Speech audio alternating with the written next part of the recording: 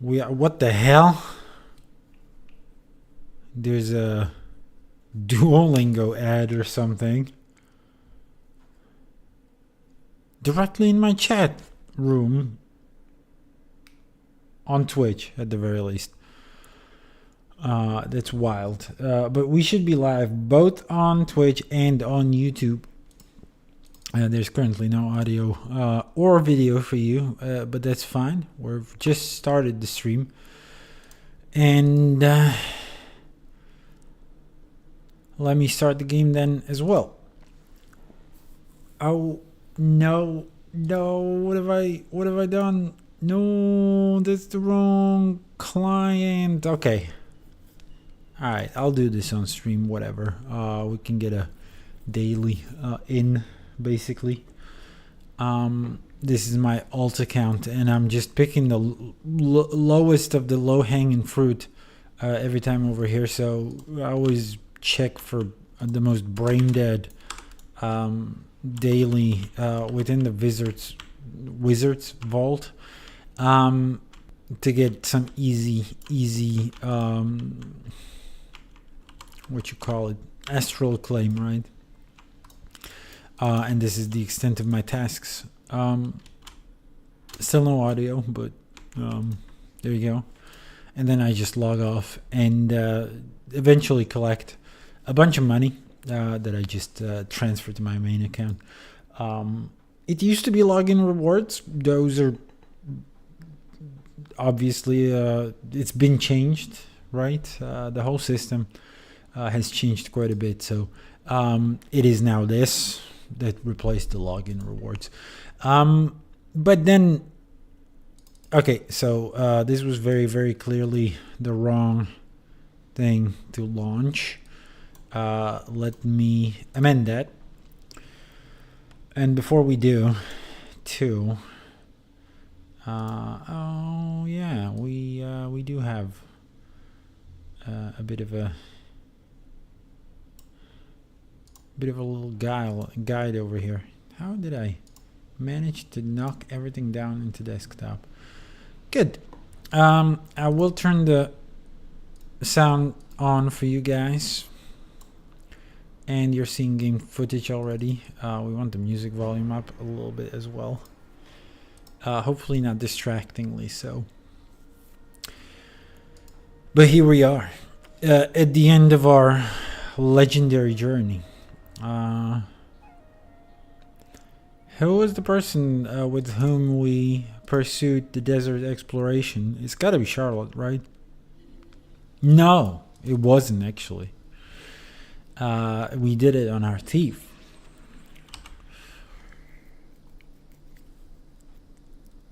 Charlotte might facilitate something yet, but very likely not. We might be at the end of the journey with her already. So yeah, just a little bit of a recap then, what we're doing here. Before we get into it, and this is not really the desert background, unfortunately, but we are going to take our thief into the desert because I want to show you the state of my armory. If I can direct your attention to this. I always complain that there are a couple of items that I didn't know how to cull away, but that's only through the filter. I decided for the finale, I want to show you the actual current state of our armory and what we are actually pursuing. Because a lot of the times there were just items that were extra. Because, like, for example, this, I think the hero's Brigandine gets doubled within, like, the filter parameters that I have set up. So this is Guild Wars 2 efficiency. This pretty much shows the state of my account.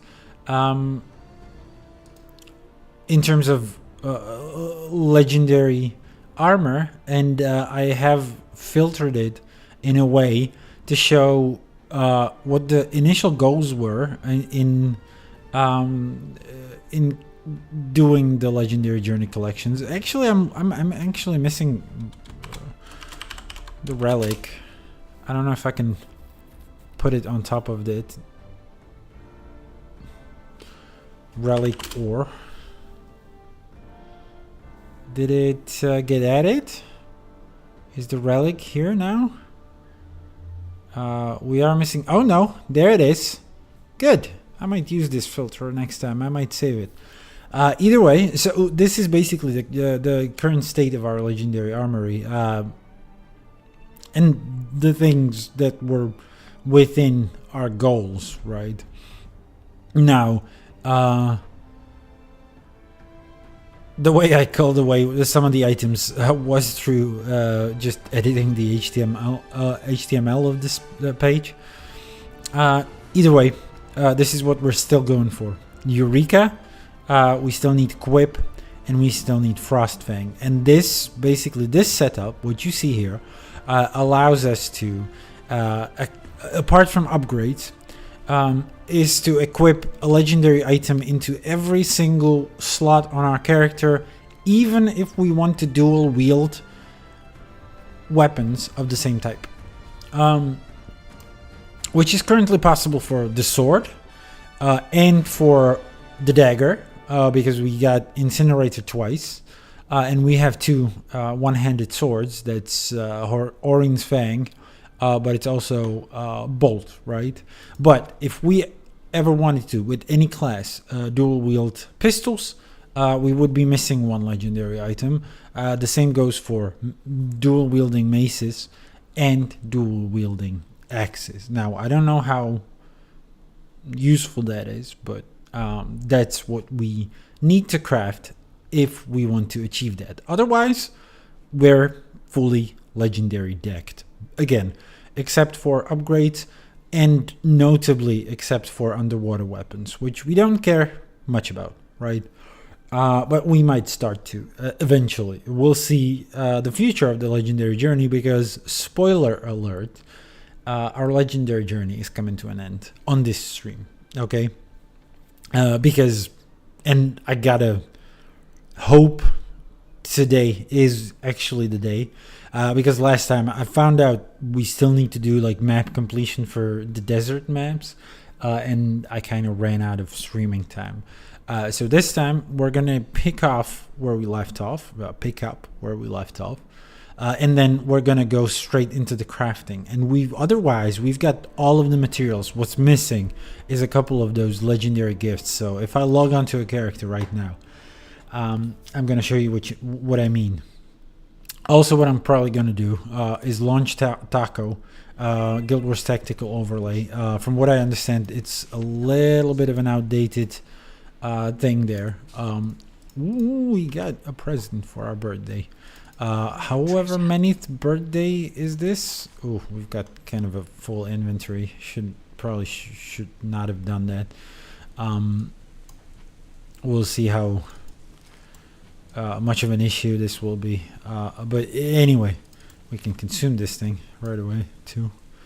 We got some juicy stuff over here. These are not stackable. That's fine. This one is can be deposited, but yeah, the thing we're pretty much collecting is these legendary gifts, right?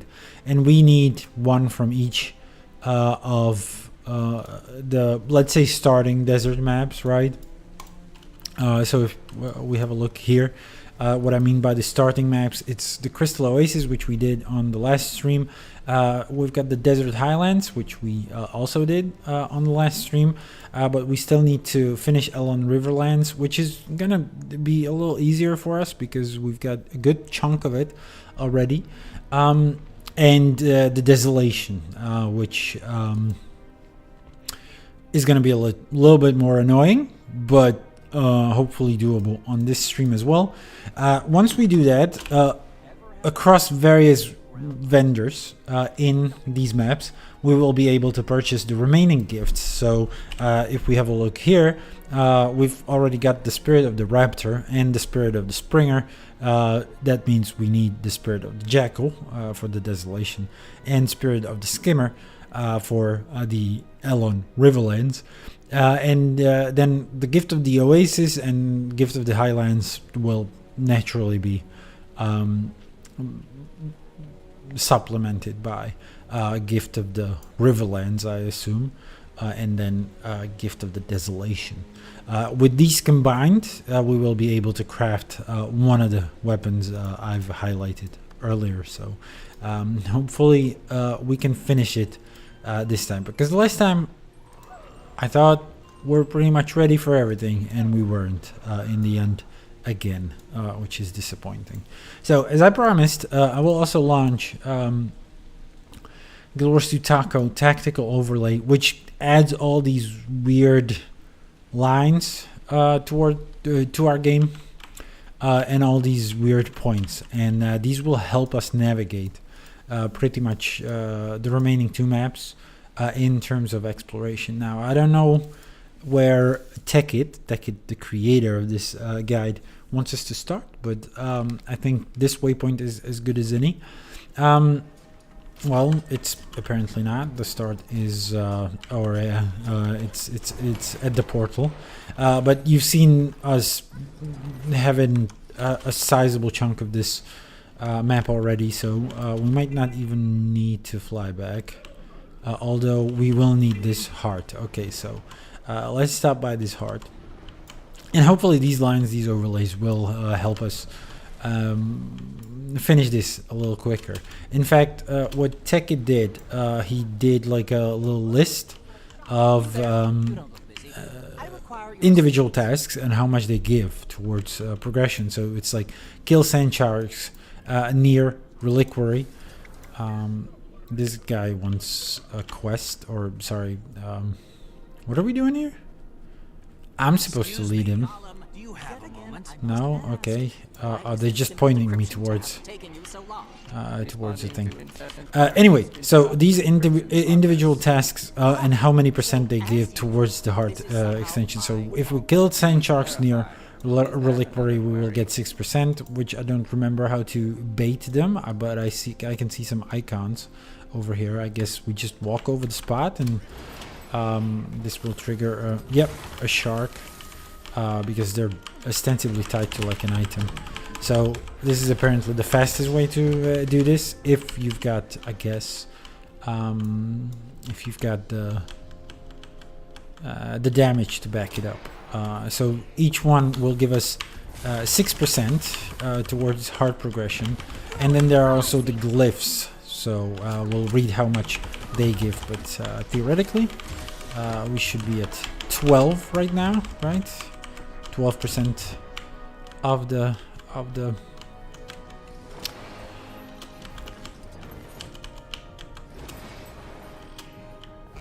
heart. So let's approach this very, very mathematically. Then, so bring forgotten glyphs to Zune. Each one gives 5%. So, okay, we're at, I said 12, so that's 22 actually. 22 that we've got once we actually hand it over. So this is 27. Plus 6, no, plus another 5 is 20 something.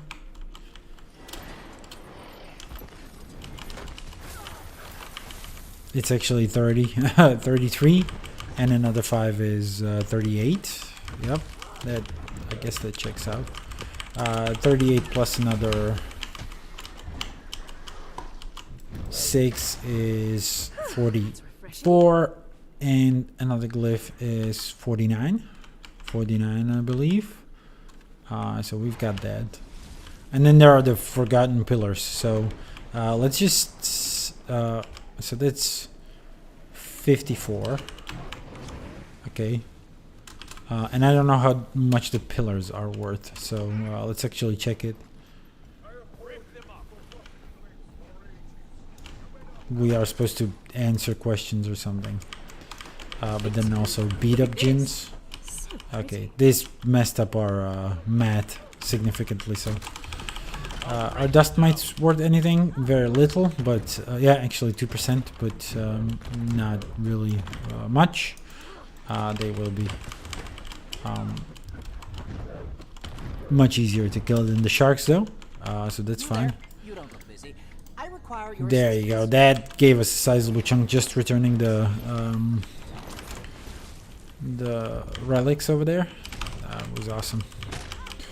Okay, so we've got one gin just to add a little variety here. What do you want? Knowledge is my specialty. History is my obsession. Would you like a lesson into events of tell me something about the past? No, ask me your question. Of these names, who was not one of the heroes who helped prevent nightfall?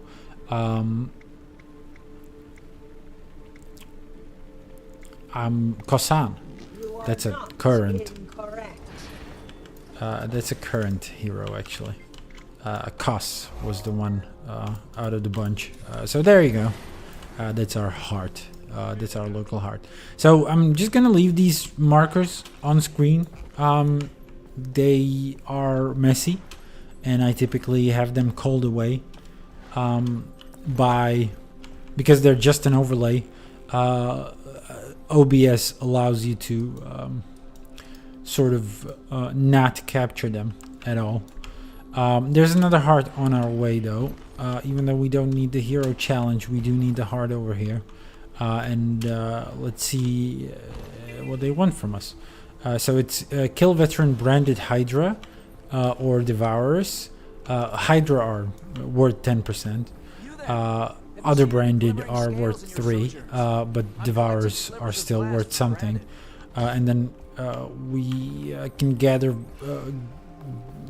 glyphs of, I'm sorry, splinters, whatever was it called, slivers of blast, and give them to the heart vendor. I assume again, the heart guy. What is our alternate set? It is a short bow that will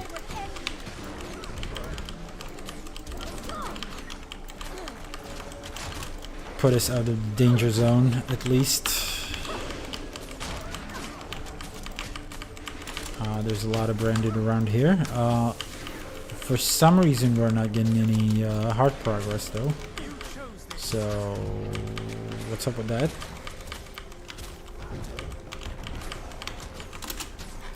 They're all branded.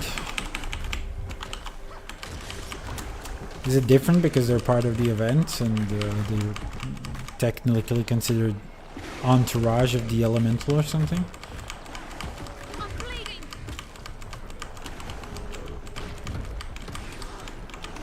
Good. That did something. Didn't really give us any progress either. Typically events will. So I don't know what the hell is going on. Again, I'm only speculating. It's because they're part of the same event. Maybe if I finish the... Yep. It seems like because they're part of the event, they don't really count. Is it possible because they don't give any XP? Yeah, it seems so. Seems so. But the event itself did give us some good progress. So we can kill these Devourers. That's apparently worth quite a bit. Also, they are, however, very tough. They're a bit of a health sponge.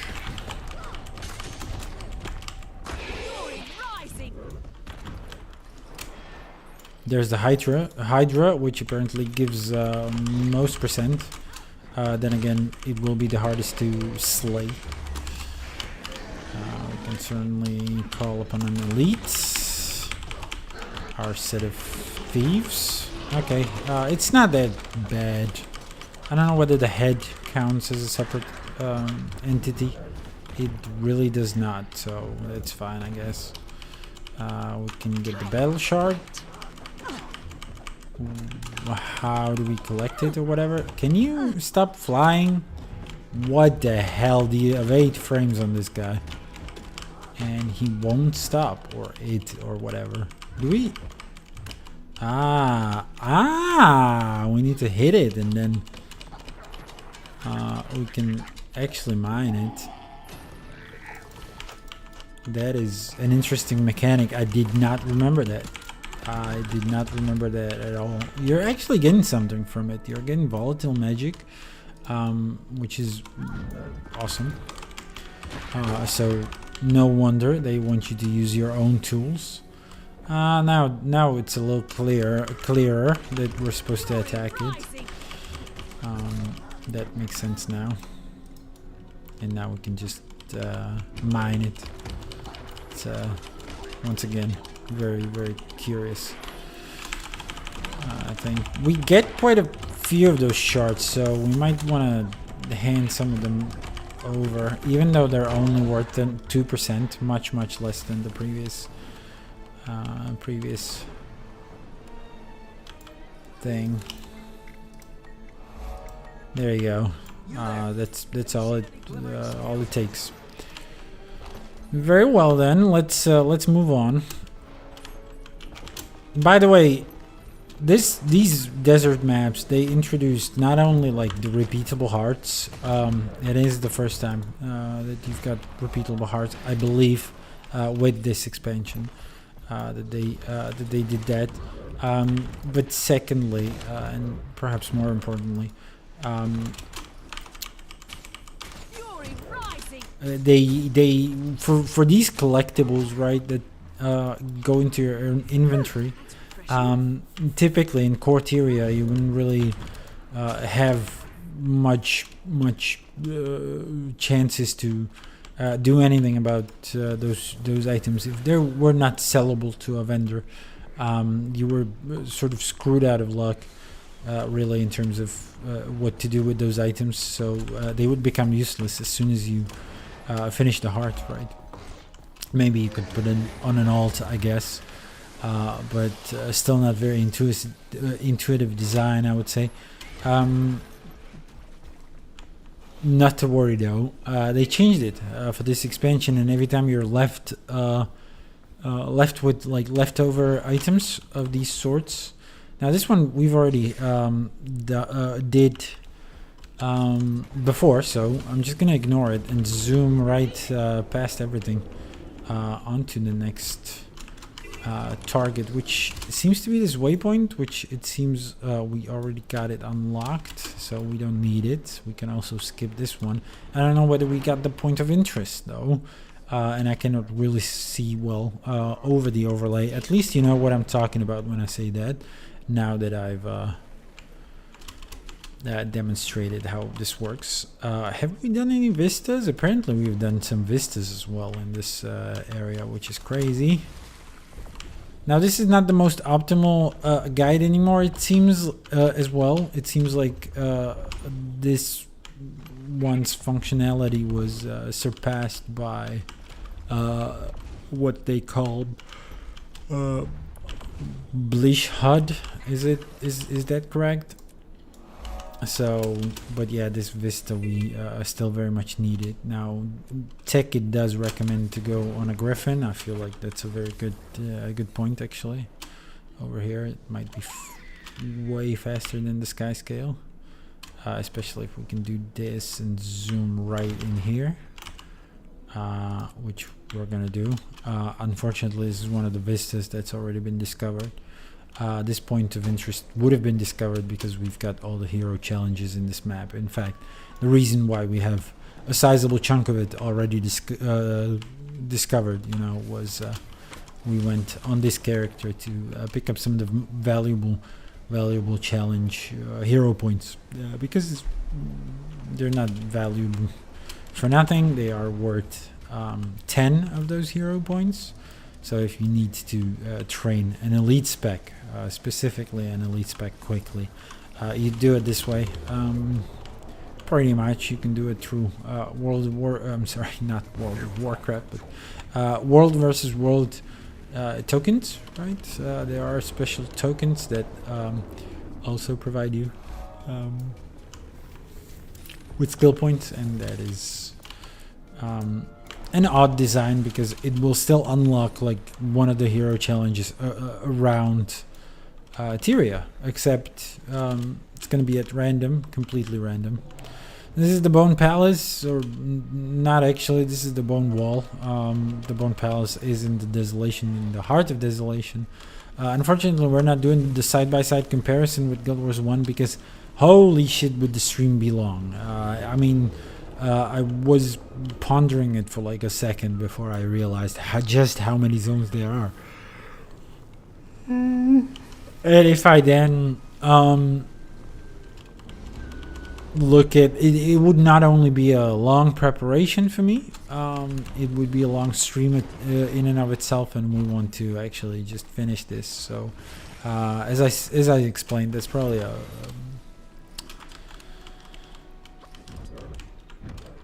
a plans for some other time, because you know, a part of this legendary journey is the obvious, and it seems like we would have been here. I don't know whether on the Vista as well, but that's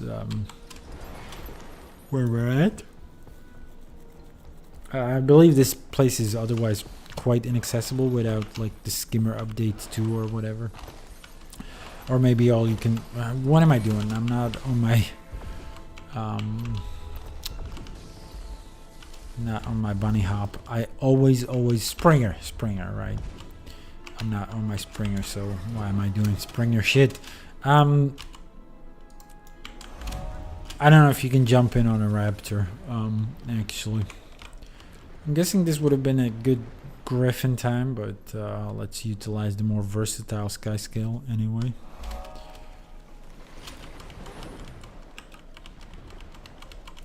$26 out of 30. That's point of interest's done, which is quite comforting.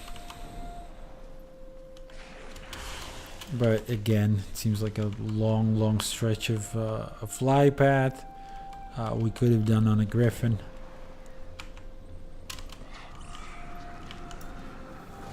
There's apparently a point of interest above us. I am scared it's one of the ones that I'm still missing, because otherwise, like, why would I even move onto this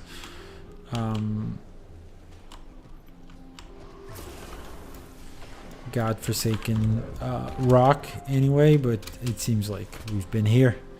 We've very much picked this point of interest earlier.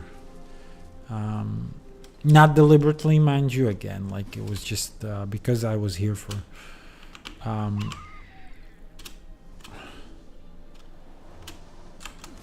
purposes of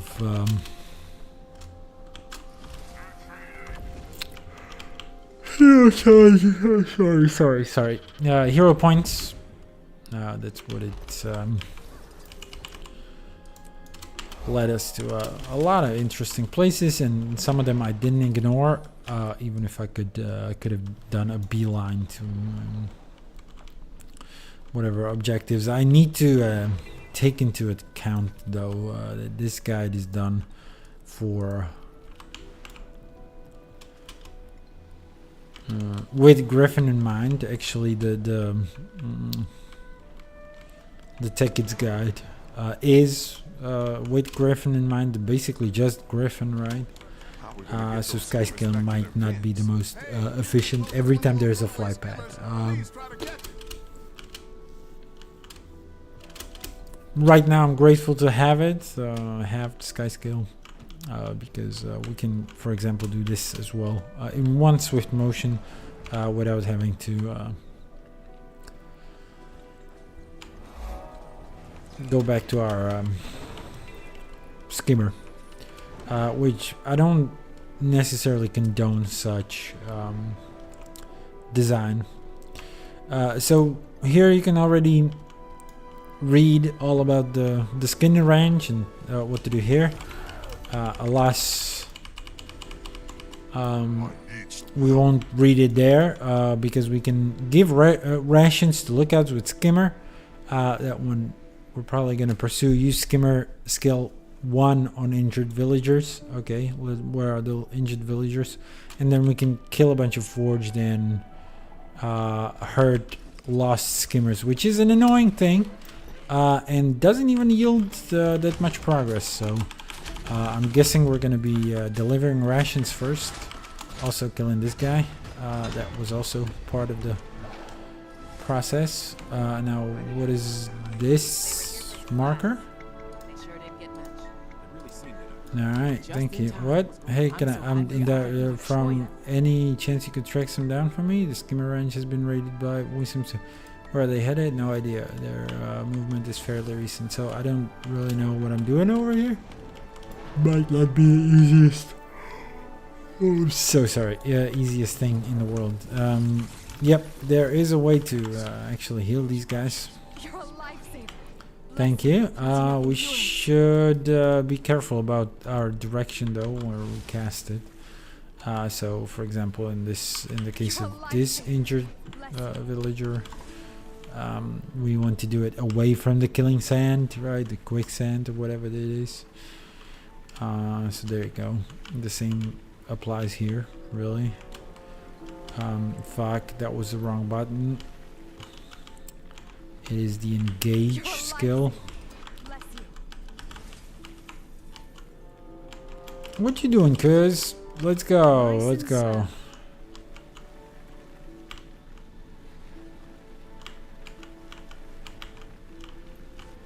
Yeah, this is insanely long for two.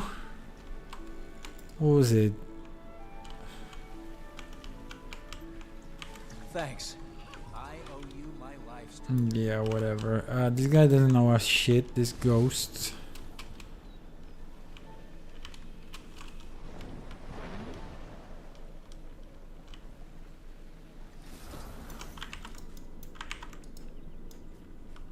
But we're supposed to help them anyway. It's I love watching the skimmers play.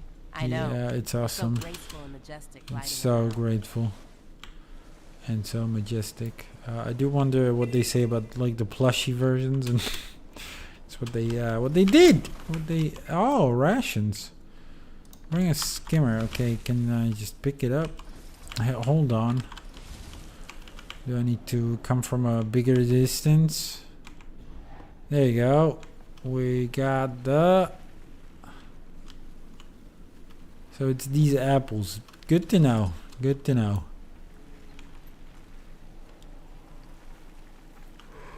Oh, we want to deliver to lookouts. Okay. Yeah, this will be the easiest part, I would say. If we can find more.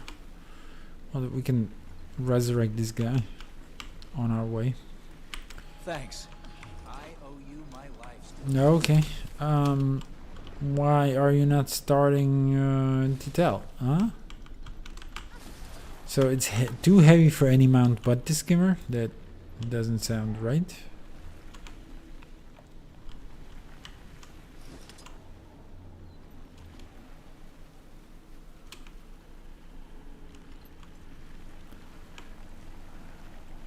So we already fed this lookout, haven't we?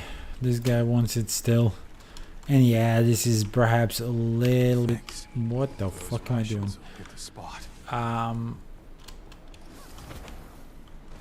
What was I saying? It probably wasn't important.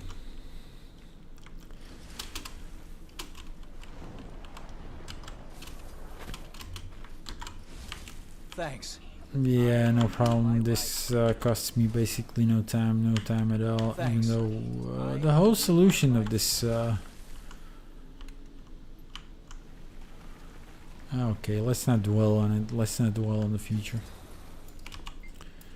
You shut the fuck up. I cannot press F on a skimmer. If I do that, I get knocked out. Knocked down. I get knocked down. I get no time. And I'm on again. And they're never gonna let me down. I was famished. That is good that I brought food then. Sup there, kid? Oh, this is actually trainer Ardra. Oh yeah, what am I stupid? How can I help? I don't give a shit. I thought we were gonna be handing something in. Is it not the case anymore? Oh, I know. I need to come on a skimmer. I mean, I subconsciously know. I mean, like, that's been the...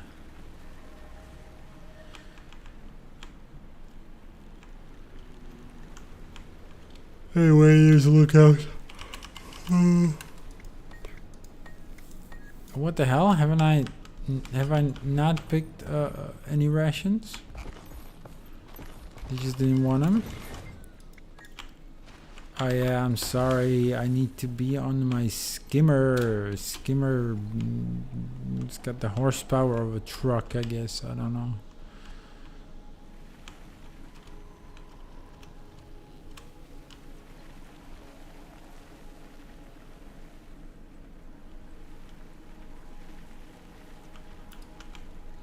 Yeah. I am getting kind of sleepy. I don't know why. I haven't. Oh shit! We may have dropped the apple when we tried to help another Thanks for the help. NPC. We can do this. Whoa, we missed. It's cute. They're attacking. Defend the feed stores. All right, I'll do that. Let's just break the monotony. Monotony. I think. So don't worry about it. We are dying a little bit though. It's fine. It's probably okay. This guy must be out of range, right? Maybe they're not. I can't go on feeling.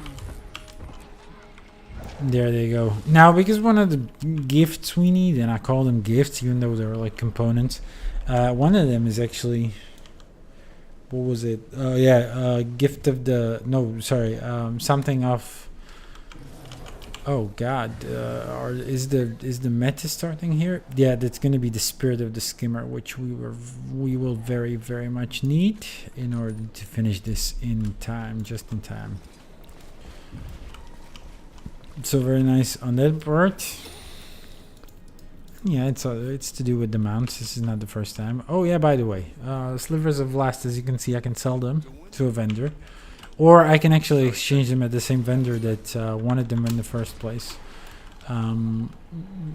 So that's good if you've got leftovers. We are not following the arrows. I don't know how important it is. I mean, fairly so. There is the point of interest.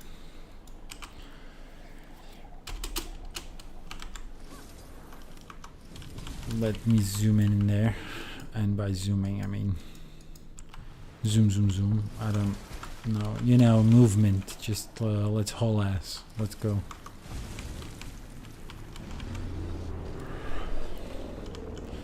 We're gonna do a little jump, bank off of this. I don't know, is this a heart? It's not, is it? There's another point of interest right next to it, and this is one of the more explicit overlapping features of the two maps. I mean, Guild Wars 1 and Guild Wars 2. This one would make for a fantastic comparison of the footage of the two of them.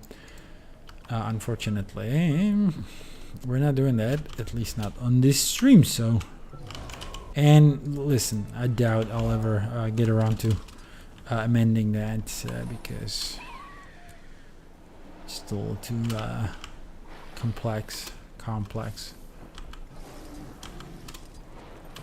to set up and to execute, and it's just a mess. But if I ever did it, it would probably be like through an offline version, aka a video on demand, aka just like what I know as video. You know, it would be like a video. Oh shit, we already had this discovered. Again, not something I can easily see through the overlay. This one on the north I can see, and also that it's done, so we're not gonna bother going there. We got attacked by a random Choya. Perfect. Now from upstairs as well, it seems.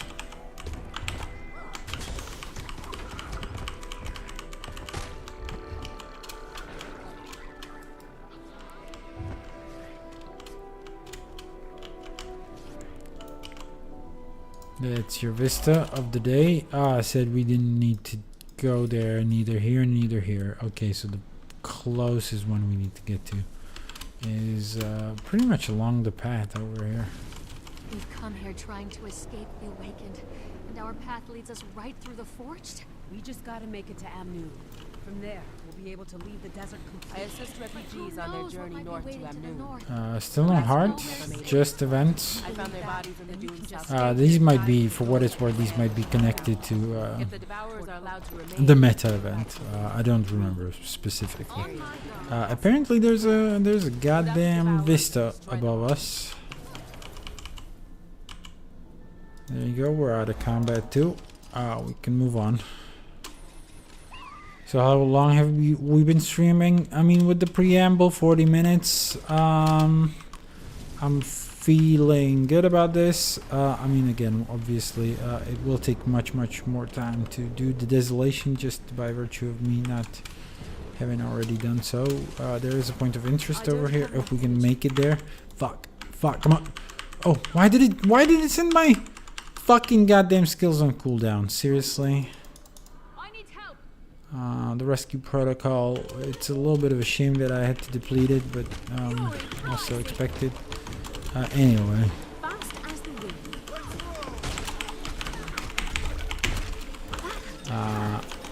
I don't know why I stopped here. We obviously didn't need this point of interest. But hindsight is 2020. I don't know how else to put it. Let's move on.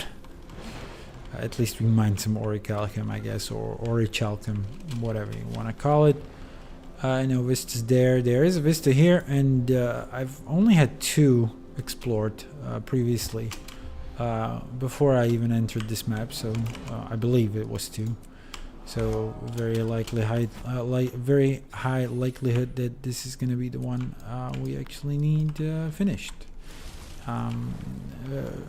As the 10th one, and it indeed was the 10th one. We've got pretty much everything. 30 out of 30 points of interest. We are missing a renowned heart though, and that renowned heart is, and let me just try to figure this out. Oh, it is the one around Augury Rock. Which is, again, a fantastic location in Guild Wars 1, so something very much worth comparing in terms of the maps. Now, rezzing people always nets you hard progress, no matter what. I don't think there are exceptions. I might be wrong about that one, but there are some branded seeds. I don't know what to do about that. I'm guessing just killing branded will not lead us astray in doing this hard. Yep, it gives some progress. Not a lot again. It's not stellar, but it is something. Then we can, I guess, very easily pick up the branded seeds. Now we just need to stomp them, which is okay. Let's see around the hard vendor as well. So we are supposed to decrypt Flameseeker verses. Okay. I don't remember how that's done, but that's also a topic worth streaming at some point, or somehow capturing on video.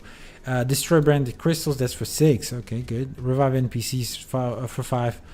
Stomp branded seeds. Very much not worth it, I feel. And just kill branded. So it's either the pillars or the verses, which we cannot actually do the verses because they're locked. Also, I don't remember how you decipher these, but that's fine. So we're not doing that. But they always gave a lot of progress. We're just gonna keep killing crystals, I guess. We've got the DPS to back it up.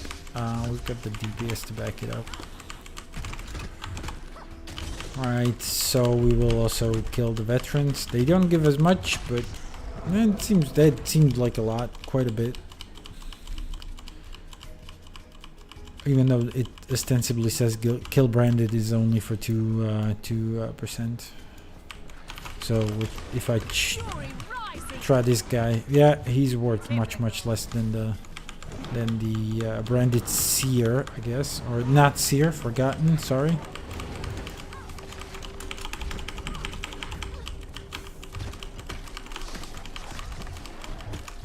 They are a bit of a scam.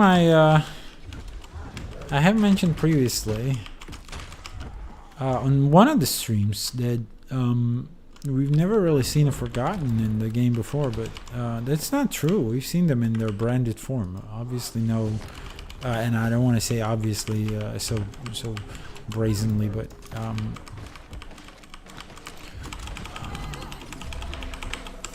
what was it? How did I want to put it? So we haven't seen them in like live, in their live version, their live form. Why do I say that? It's because of the Wizard's Vault. Wizard's Vault. They actually introduced, Secrets of the Obscure. They actually introduced a bunch of the original,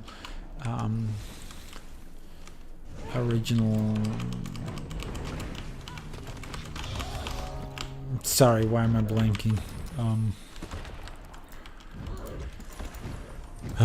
Yeah, as I said, I'm a little tired, I guess. Let's see, where can we buy the item we need? Is it possible we're here already? That would be all kinds of awesome. I'll be honest with you.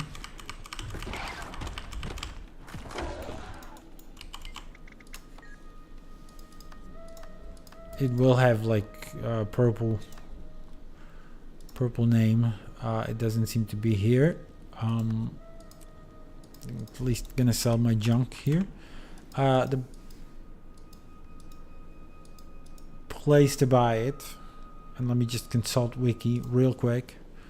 Sorry, you don't need to see that on a monitor.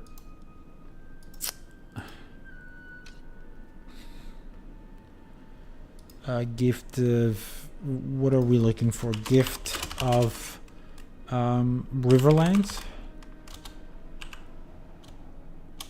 No, gift of Elon Riverlands. Let's just go from the weapon itself. See what we can find there.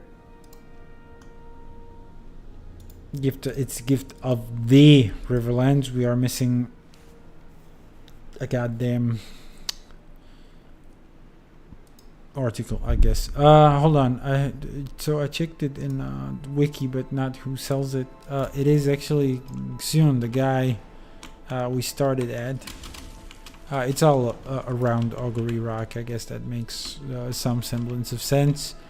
Why's it got to be him and not this chick? We can only speculate.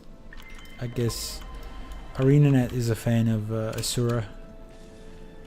Always had that feeling. A little bit like they're their favorites as well. Mine, most definitely as well. But there you go, there you go. So we need the gift of the Riverlands. Luckily it just costs a little bit of karma, and that's pretty much it. So there you go. Another box for the thief to add to the collection before we actually unpack it. You shut the fuck up. Why did you say it so aggressively, man? I'm guessing, hold on, do we travel along a path? Okay, we'll try it. Sounds like fun, actually. I'm not gonna front. To go along a path, we need to go right here though. But yeah, take a road in Guild Wars 2. Are you crazy? We're not going anywhere on terrain. This is actually perfect for the goddamn beetle, man. So juicy, so good, so good. There was a heart here as well. We could have, we could have afforded to ignore it. What am I doing? I was supposed to go along the route. This is a little too punk rock over here. Now we don't need to switch maps because we're on our way out, but I will do it anyway because the bonus it gives you actually persists into the next map. So what we're gonna do is click yes now. Hopefully get dropped off at the same spot. Yep, and just switch maps and see if the effect actually does stick. It is a little mushroom kind of icon down here. Yep, as you can see it here, we can enjoy the volunteer's blessing over here. Speaking of, we're gonna consume some consumables as well. No foods, unfortunately, don't see them. Anyway, so we're starting here now. Significantly fewer goals over here. So have we forgotten to buy? No, we've got the Spirit of the Skimmer. I was kind of concerned there, but it's fine. Once again, I won't know whether we have a bunch of these vistas or points of interest, but we're just gonna follow the guide kind of blindly as well, and see what it gives us. Again, it's created with the Griffin in mind, so we shouldn't need any other mounts, which will sometimes though result in fuck. God damn, how I hate these guys. Jesus Christ, they're kind of killing me too. Holy crap. Bam. This skill is OP as fuck. I shouldn't have dropped from the mount. That was mistake number one. And mistakes were made altogether. Quite a few of them. Now this is uphill, so our beetle is gonna struggle here quite a bit. But maybe not necessarily if we boost him. There is a point of interest. And then a bunch of differing roads. Once again, this is probably going to lead to a couple of ineffective or not optimal routes because again, this is designed with the Griffin in mind, so some of it might be a little less comforting and might feel like a little bit of a detour. There is another point of interest we actually do seek out. That's the Saintful Sanctum. Other than that, we're done in this palace. We're not gonna praise Joko. Not today, mates. Not today, guy. Let's follow the arrow wherever it takes us. There we will go. Again, just because I know fuck all about the map. I don't remember shit. And yeah, that's the extent of the story. I've been talking non-stop for something around 52 minutes, so I might need a drink. If you'll excuse me, I'll need to drink some water.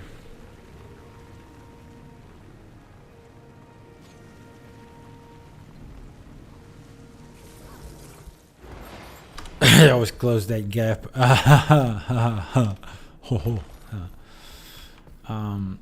We're not participating in some event. Chat logs are now informing me, which is just fine. We didn't really need credit for anything we've perhaps accidentally touched. Once again, this is supposed to be a Griffin ride. I don't know if it's gonna be as easy as TechKit highlights over here.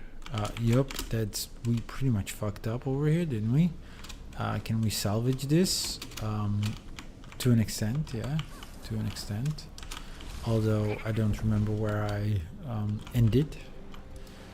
We did get this vista, right? That's one of the vistas. Yeah, that would have been the one we did last. Waypoint seems like we're not gonna really struggle with, but I don't want to keep anything to chance. Now this one seems like madness again, just for a single point of interest. We can all skip it. It's like a little...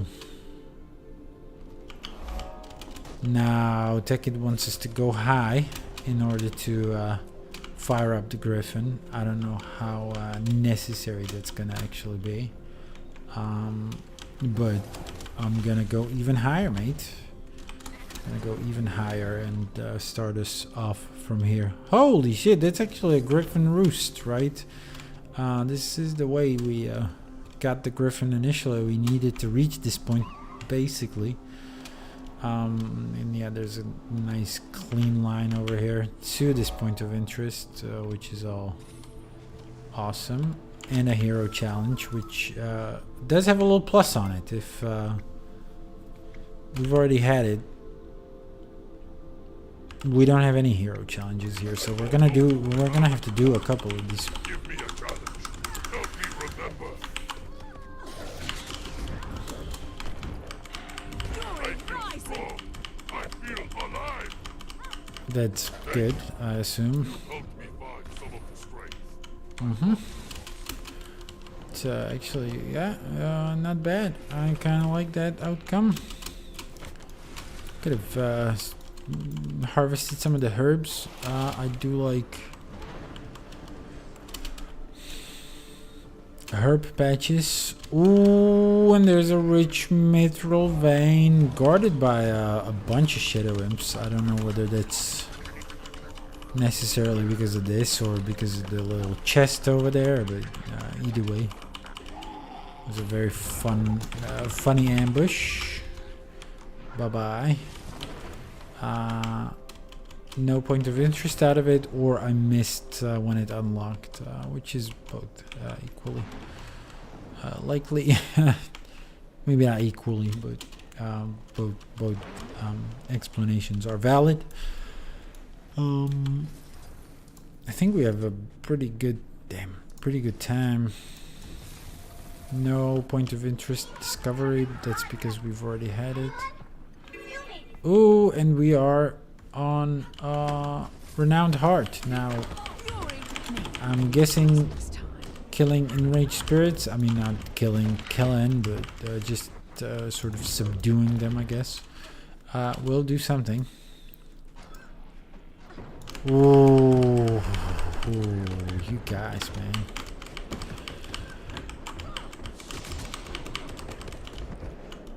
Good. Can I pick it up in peace now? And what can I do with it?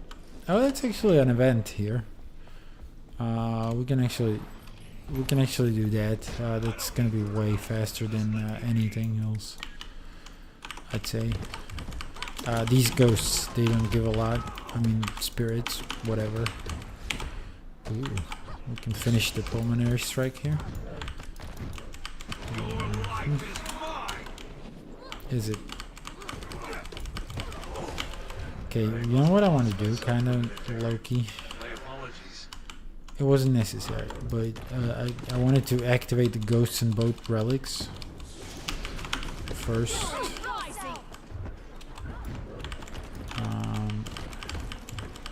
We've contributed one forgotten relic so far. What is this other guy doing? Is he doing something? Yep, he's actually contributing too. What is happening here? Forgotten statue. Why is that notable? By Tekit. I guess it's part of the heart, right? I'm not gonna look into it, but I don't want to look at the description. There's event. I'm just gonna finish event. They do sometimes give quite a bit. Any angry spirits guarding this? Indeed, there are two. They are blocking my attempt to pick it up. So yeah, these events only give me credit when when and if I actually finish them. So there's that. That's why I'm trying to do the event.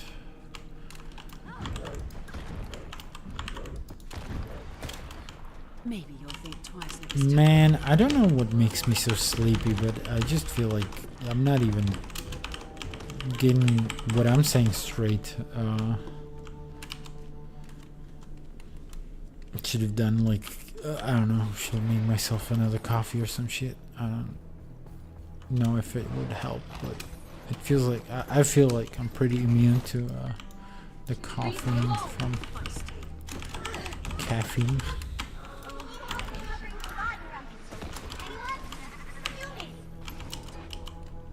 We don't have a single heart here, do we? We do actually have a one heart. We gotta be careful around what we do. I don't want to do a heart pointlessly, unless it's one of the hearts that we need to pick up shit at.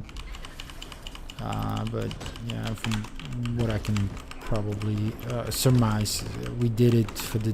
It was a heart for the Jinn, right? And yeah, I don't know. I mean, at the Jackal. I'm gonna call it range as well. The Jackal range.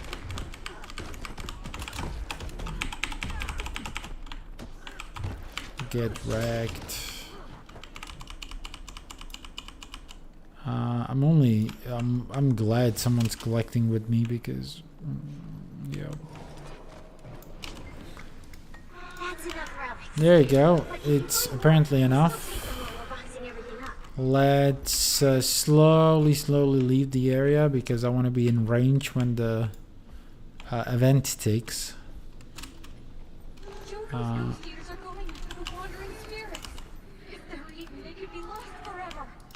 I'll be seeing you. There are actually two overlapping events. Well, to an extent, one is out the. I'll call it a gate, but let's see what happens here in 10 seconds. I'm gonna wait here.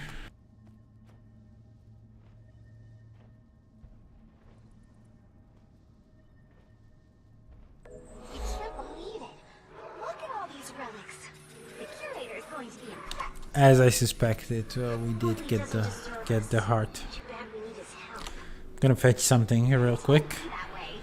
At least it's an adventure.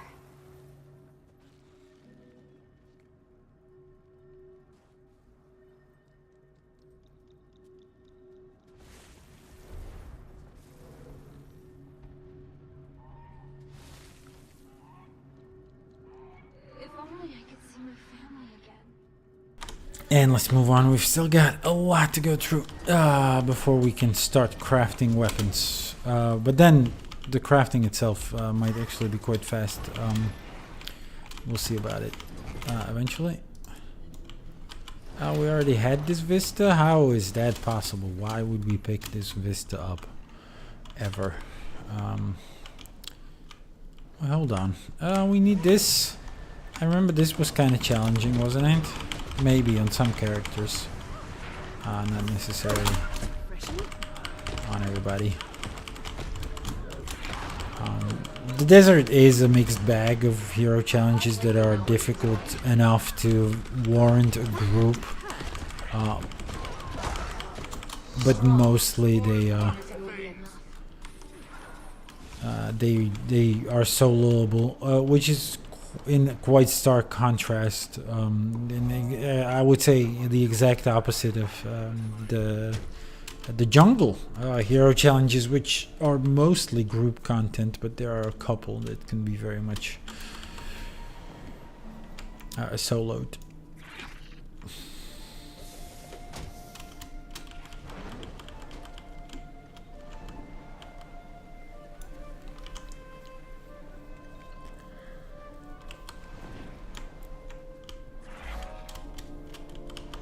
Good. I was kind of concerned this is never gonna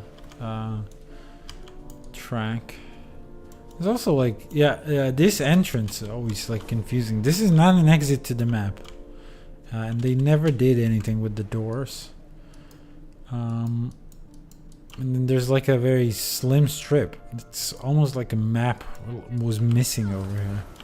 I don't know why why ArenaNet has done it this way. Yeah, I just stopped to smell the roses and got shafted over here. This point of interest can be triggered from the gate already, even though it is very much deep within the vault. You can actually get inside very near that point of interest, but you gotta do an event. I don't know if they ever changed it so that you don't need to do the event anymore, but likewise over here. But you don't need to do the event actually. I think we're nearing a renowned heart again as well. That's the forged fire base we did. find as a point of interest.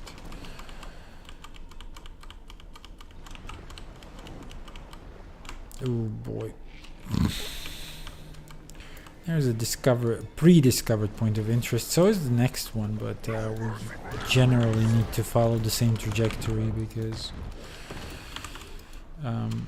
there's gonna be something at the end of this. I assume. Sometimes really weird patterns of what we've discovered before. I will Griffin here once I'm able to, and they drop the combat. Oh shit! Oof! That was close. We are at a heart.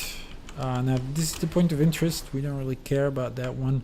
Another event, because we already got it. Another event though, that is Kazan. So that was actually a subject to one of the riddles there, right? It wasn't really a riddle, it was just a trivia question basically. We are in combat with something good. We're no longer. So we can start escorting, and again I'm just gonna do the heart by escorting, even though no, this one is actually the one we already have. So fuck Kosan.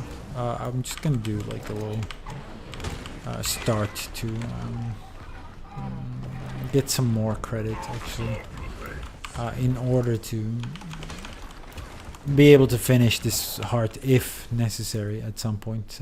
Either way, there are points of interest we need from here, and so on and so forth. A long laundry list of things we can do with various progression rates. There you go, the point of the waypoint, which has been locked so far, and the chantry of the Order of the Shadows, which is a splinter faction from the Order of Whispers, and I think they're a little cooler. And I think they have like interesting lore implications. Unfortunately, ArenaNet hasn't really done much with them.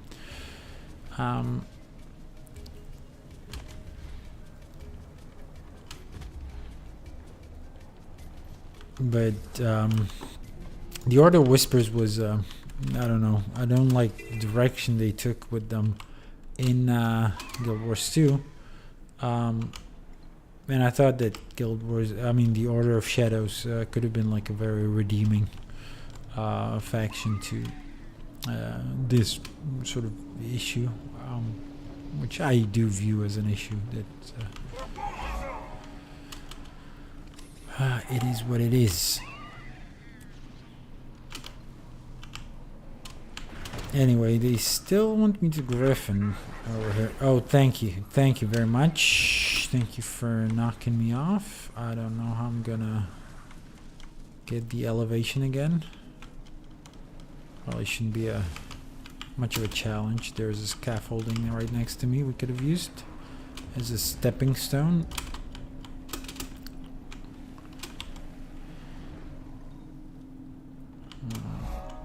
This point of interest is interesting. It's right next to a mastery point, which mastery points are sometimes, or typically, I would say typically, placed somewhere it's nearly impossible to sort of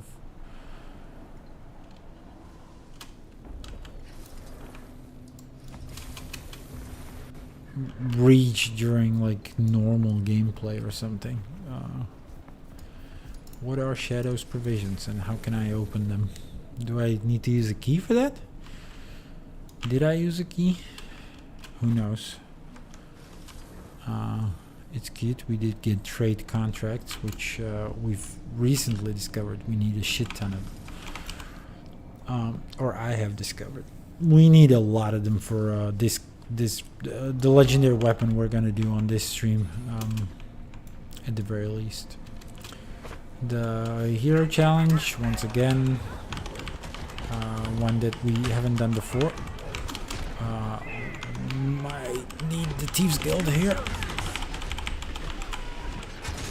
maybe not necessarily. There's also someone coming to our aid. So the Mouth of Torment, incredible shame what they did to this place. Really not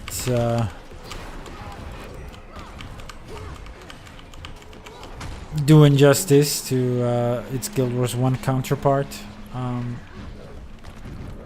A fascinating spot, but fairly bad in terms of what happened to it in Guild Wars 2. It's just my opinion there.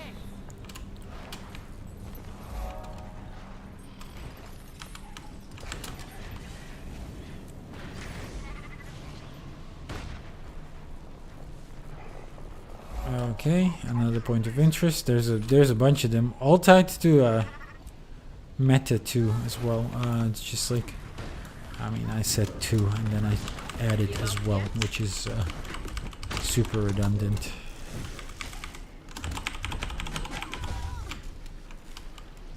Actually, the meta seems to be going on, at least to some capacity, or in some capacity, I should rather say.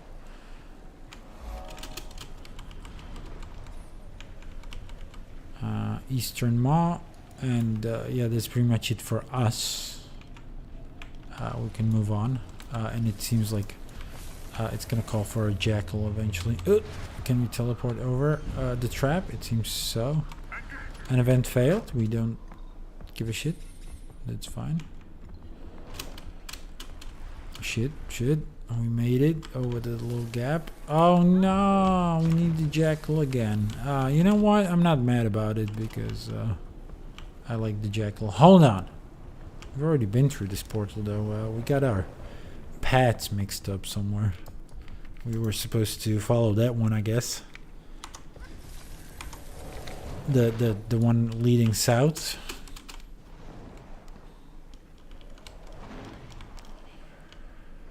Which does lead us to another portal, so... God damn it, don't... Good. So here we need to do the Renowned Heart. Have we done this one before? No, we did the one in Desolation. We already know that, though. Already knew that. There is a Vista we can do. Which is cool.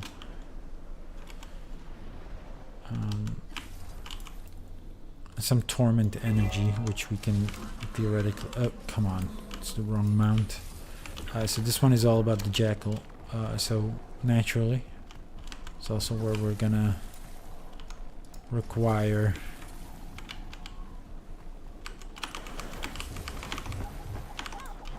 What the fuck happened here? I thought... okay. This is where we're gonna need... what is happening? Oh yeah, we're supposed to spam the barrier over here. This gives us hard progress. Does it? Or does it not? I don't know what happened here. Didn't really give us a lot of progress. I don't know whether it should have. This progress is slow as fuck. Holy crap. Why did I decide to go for it? Over here. I want to check. I want to check one thing, and that's. Hold on. So take it. Let us from one of the aisles. One may be too far gone. Its essence should be discovered. Right here. And this discovers the point of interest, but also leads us here. So, kill Elder Tormented Remnants, that's for 10%. Give Runestones to Jokor, use Jackal's skill on 1 on Dust Devils. On Dust Devils, okay. Run over Torment Energy on Jackal, 2%, and for some reason it's yellow. I think, yeah, that's because, so Tech Hit always marks in yellow what he marked in the map, which is cool. Bring Unbound Energy to Jokor and run over Wisps. Doesn't really give much. So I don't know what we're doing. So the Tormented Dust Devil. How do we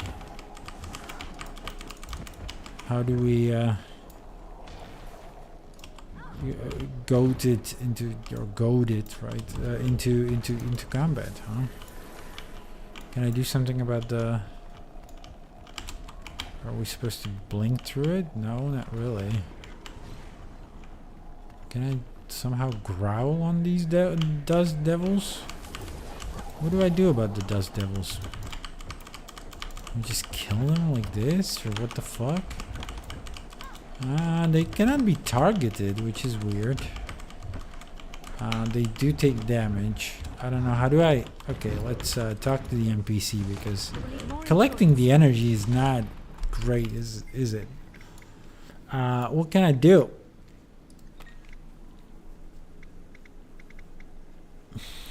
Why are the Jinn exhausted? How can I assist them? Rampant elementals.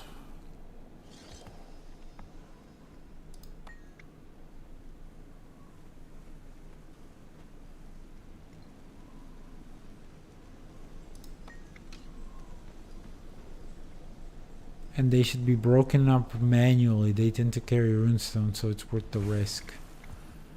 The Elder Tormented Remnants. And they should be broken up manually. What does that mean, manually? You mean like CC? What is that? What am I trying to do? What am I trying to achieve here? They cannot be targeted though. Yeah, this didn't do shit. Like no, broken up manually. Okay, let's forget it, I guess. I don't remember what this was. What this is all about. And frankly, at this point, I don't really care. Broken up manually. What you mean, broken up manually? I tried to use the skill on them.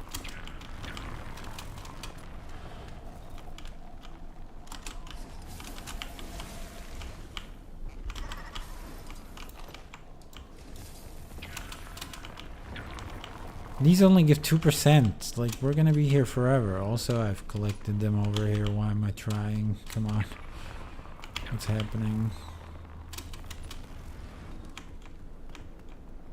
What's true portal number 1? Another bunch of tormented energies. And some elementals to kill. That's fine. We're gonna kill those. Once again, some shadows provisions, which I don't know if I need a key for these or what the fuck. Good. These give quite a bit. I don't know. We're supposed to take this thing and collect it as well. We've only got 10 minutes to hand them over. It might not be necessary though, because of these. So what the fuck? I will go back with it though. Once I mean, I've already got it. The runestones are a trophy. So I'm gonna show you what I meant here actually, because as soon as I run into the circle, I believe we will just finish this. Now we've got the runestones. The runestones are here to help us finish the Renowned Heart, right? And we've got a total of 14 of them. If we look here, first of all, we need to pick up the Spirit of the Jackal. It's the last one. It's the last one for the mount side of things. Obviously, we need to still finish the map and buy the Gift of the Desolation. However, if you look through here, you can get a handful of portal dust for the runestones. We can buy as many as 14 or 14 times 5. Can we actually? No, we can only afford 5 per day, which is okay, I guess. But there is a way to refund these, or rather, recuperate some of the cost. And this one gives karma. It doesn't give a lot of karma, but it gives some. And it's just feels better than dumping it into the ether, right? So that's good. Anyway, the 5-day limit is weird though. Don't remember that that was part of the provision, but apparently it was. There's your point of interest, and just like that, we're gone again. Ah, shit. Good. This is fine. We'll hit another point of interest over here, and another vista over there. Now we're gonna go into the Bone Palace. We are at 67% of the map. Shut the fuck. Oh my god, a bot. Oh my god, a bot. A banhammer. Banhammer coming on. Got the point of interest. Don't really give a fuck about the box. I don't know whether I should, but this one can only be channeled. Or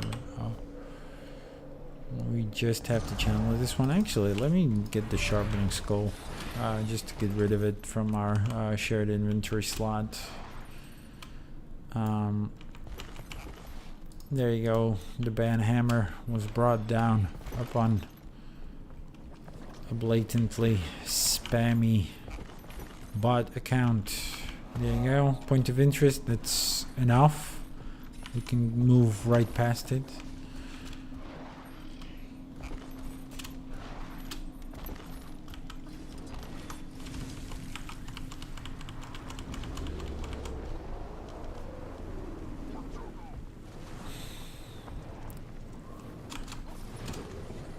Oh, whoa, whoa, whoa, let's not fall into the sulfur.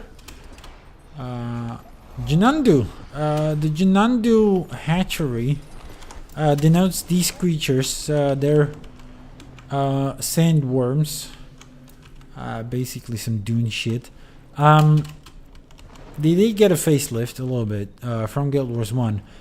These Jinandus are an interesting mob type because they were leaked early and pretty much confirmed that we are going to go for the desert. They were so they used the same model as jungle worms, right? Or worms generally, broadly. And they accidentally swapped them out into the live game at some point. ArenaNet did. And it was a huge leak towards the desert expansion. I actually remember looking at a lot of the leak materials before Path of Fire arrived. Look at this.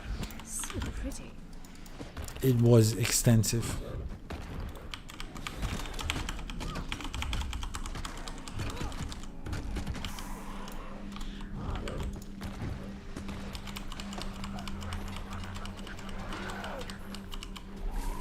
I don't know why I'm mining this mithril ore, but I am. Oh my god, the Order of Shadows events, man, around the map. Boy, have I done a good chunk of those. Boy, have I done those. Actually, we're gonna utilize a skimmer every once in a while. Haven't done it so far. Didn't really find the need for it, but this time it seems like the natural progression. We are going to follow the arrows for what it's worth. Again, like there's not a lot of waypoints that would make our life easier here anyway, so we will follow the path. We will do as we're told by TechIt/tactical overlay. There goes.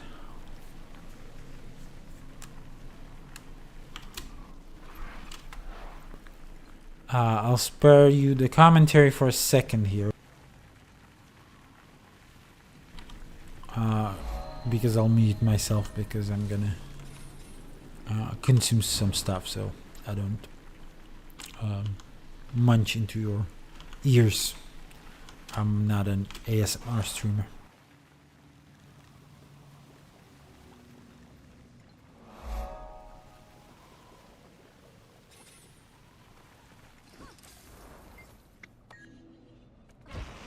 Fury rising.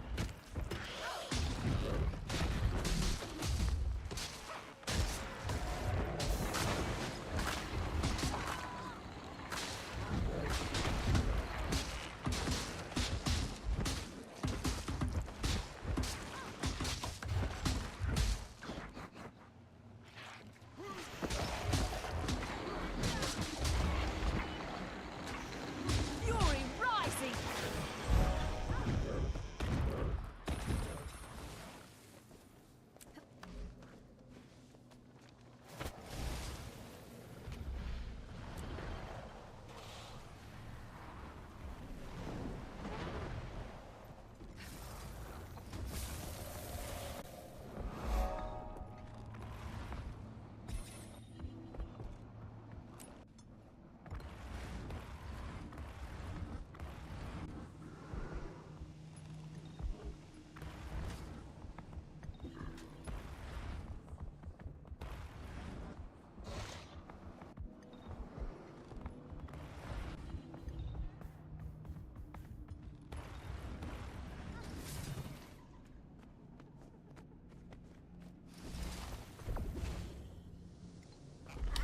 That was a cute little use of the jackal there. Continuous use. I enjoyed that.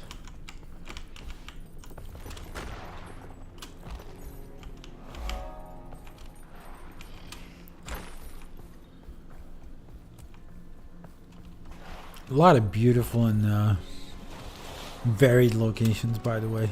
Incredible stuff in this expansion. I think, like, in terms of maps, these might be the best.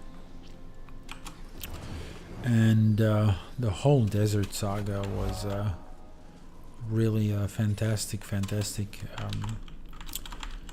Oof. No! What the fuck? Good. It's good.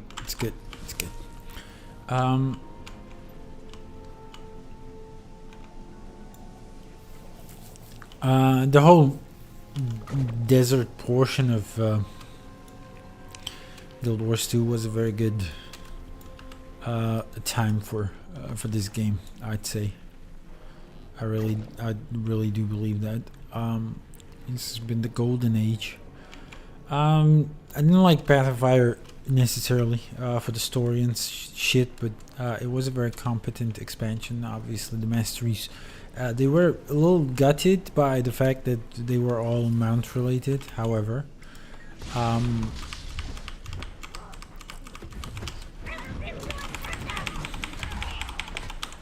the mounts were good. The mounts were like an extremely good part of this expansion. And I think the maps themselves have brought a lot of good systems, and they made sense. They made a lot of sense. So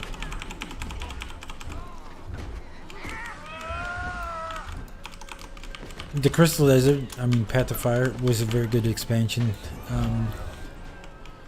as a first order of business. But then Season 4, I believe it was right, Season 4, yeah.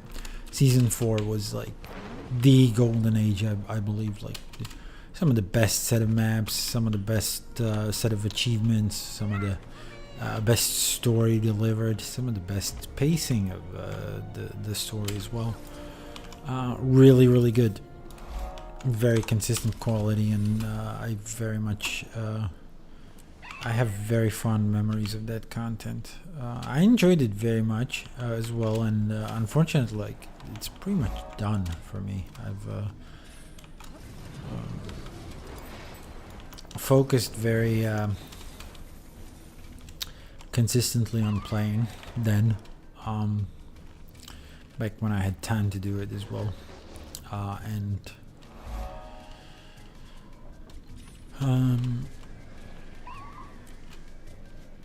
what it means in effect is that unfortunately it's That's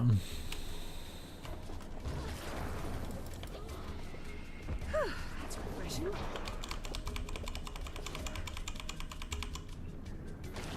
oh my god. Whoa. Come on, pulmonary strike. Yeah, we managed to. Oof, buddy. Oh no, I don't want to die when. Holy crap! What's up? What's up? What's up? What's up? What's up? What's up?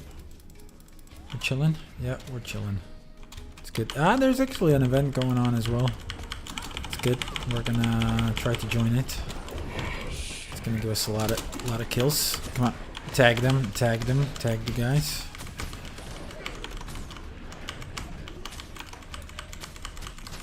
Very nice, very nice.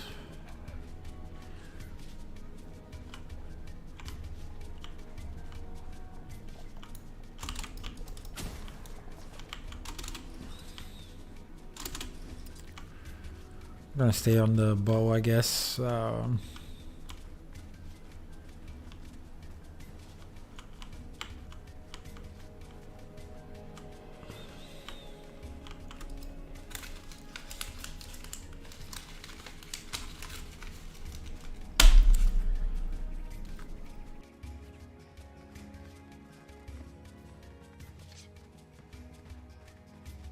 It's an ambush.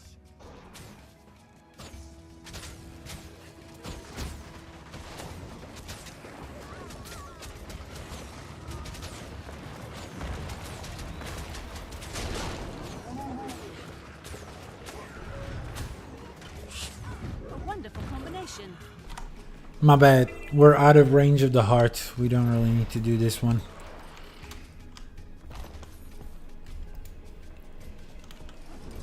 So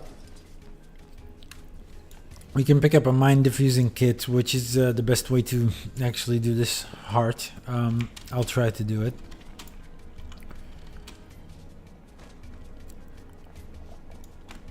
So there is a tar mine over here.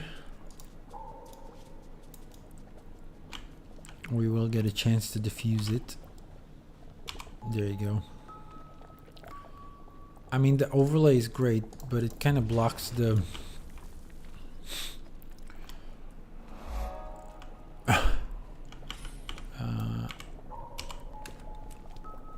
blue, yellow, red. Okay. Once again, it's the same. It kind of blocks the diffusal process. So it gives blue, yellow, red. Okay, it's always the same pattern. How's that a thing? You can't see me, and I can also I cannot tear it down. Red, yellow, blue. There you go. It's good. I mean, yeah. We can do it purely through diffusals. It's fine. I don't care. Yellow, red, blue. Bam. Oh shit, blue, red, yellow. Very easy. Any more? There's one. Blue, yellow, red. Not a lot of patterns they can come up with, right?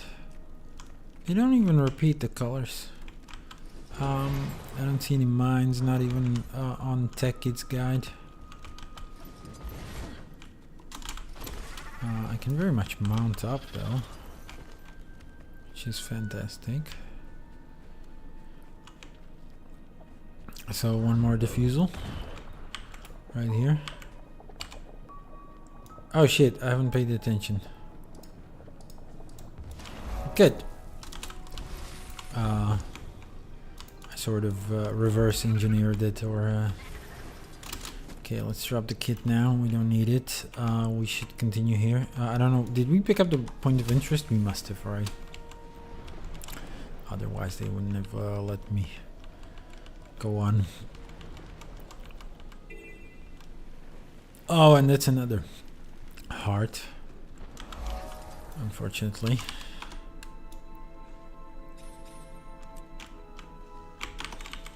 Fury rising. Let's see what we can do here in order to most effectively progress it. So 5% for use bandage kits on injured awakened, kill enemies on 3%, extinguish grass fire 3%, wasp damage, collapse stucco 3% as well. Nests are 3%, plug leaks, follow the Drake Hound tracker and bring suspicious order to Keisha ideally. It's not great, but I guess we can do whatever. Most of it is rated at 3%. I don't know how much the wasps are worth. It doesn't really tell us very explicitly. Over here we can clean the collapsed stucco. That takes much longer than the fixing damage. There's some nests. Those also take quite a bit to stomp out. Spawns more wasps again. I guess it's under kill enemies, right? That's where that would fit. The wasps.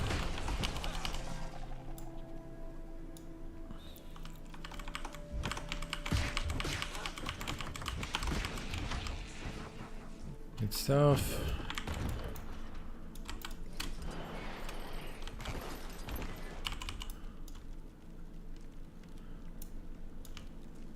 Combat ready. This is a boring heart. I'm not gonna lie to you.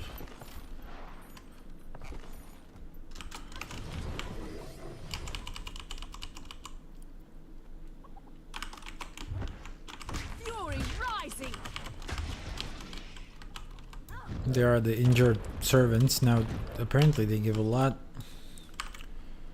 Praise Joko. Yeah. I'm not here on his behalf, but Thank you. knock yourselves out. Okay. How did we lose our kit already? We had 3 charge. No, this actually only has 2 charges. Praise Joko. Yeah. Praise him. Praise him. Better.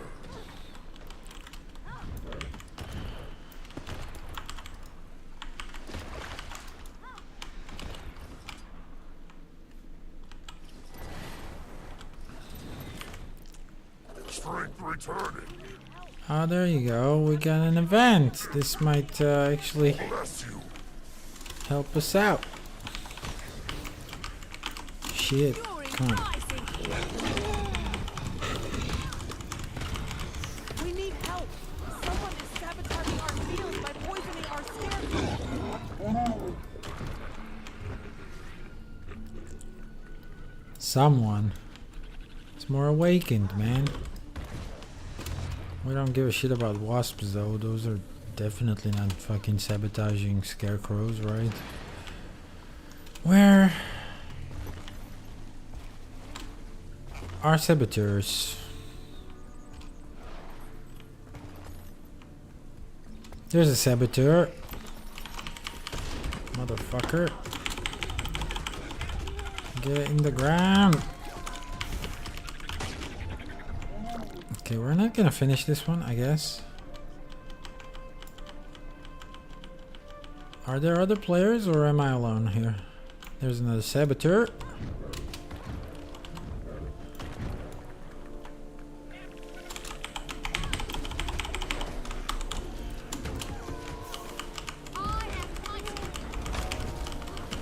That's what's up. That's the heart done.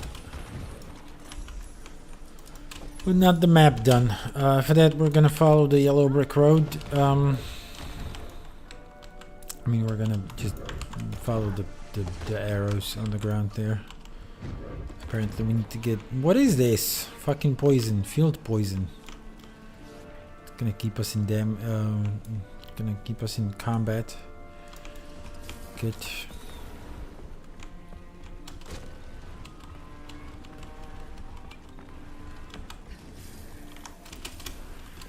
do a little griffin flight. This then seems like a job for the Springer. Matriarch's view. Harpies, how I hate them.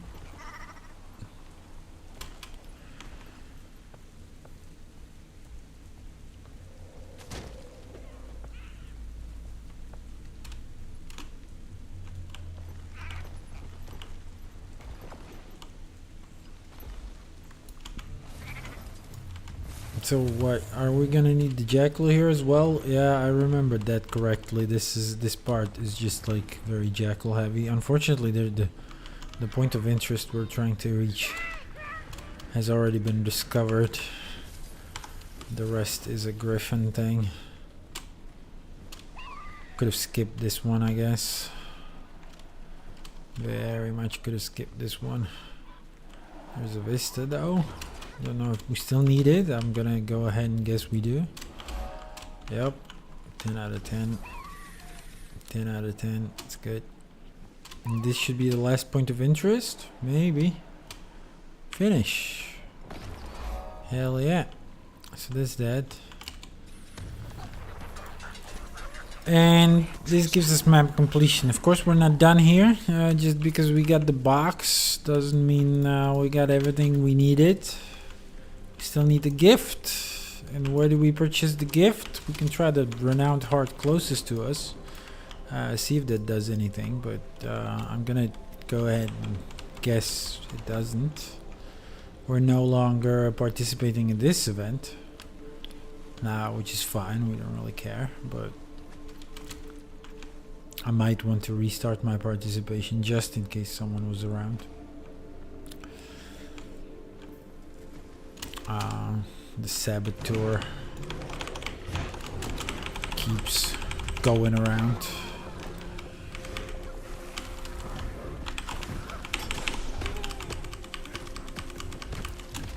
Why, I don't know why they seem to be like accompanied by the scarabs, like it was their fucking pets.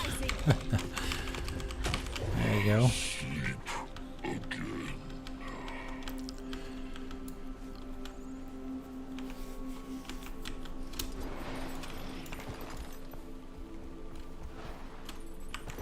One more poisoner. I'm just I guess we're just finishing this now. There you go. Why not finish this event? Good stuff. Get me out of here, Steel Warclaw, Journeykin. What you got? Oh, it's actually here. The Gift of the Desolation. The last thing we needed for our journey. Okay, so that's map exploration done. That's desert maps finished. The unexpected hurdle. Yeah, took another. What is it? 100 minutes. 100 minutes of my life. But it's done now. So let's move all the necessary gifts into our bank and utilize them. Where did it slot to though? Where is it? What the fuck?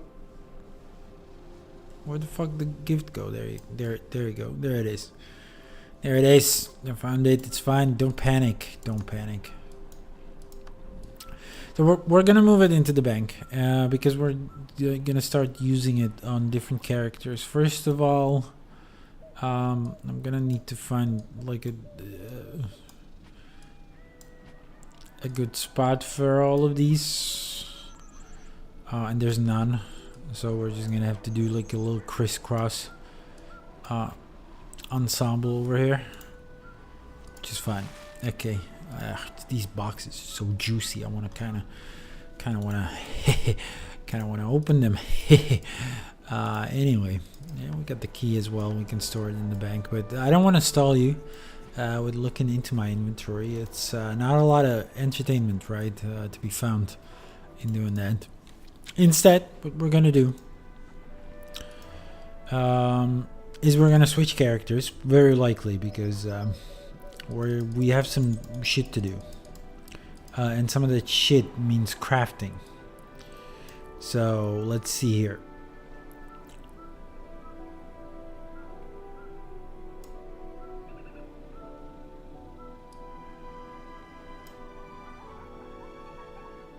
So there you go. We've done all of this, and I'm looking off to the side on my second monitor, so don't worry about not seeing anything. Also, I'm just gonna turn off the overlays for you and for myself too, by the way. I don't care about tactical overlay at the moment, hopefully. So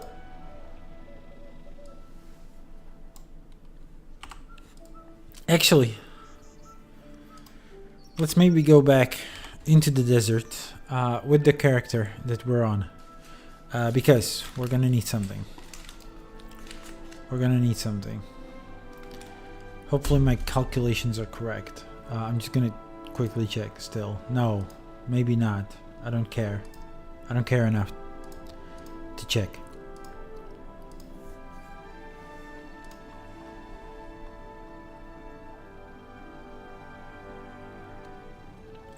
We should be fine. We didn't get any more funerary instances in the meantime. So let's not switch characters. This one is already in the desert. I mean, when it's not in the guild hall.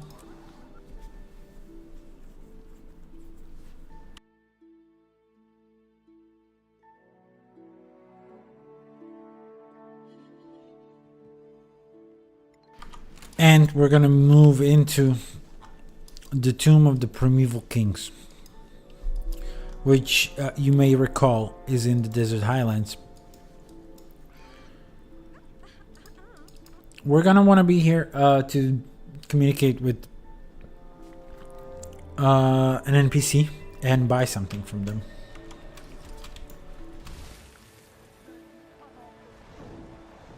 Source is the dragon. Not so easy.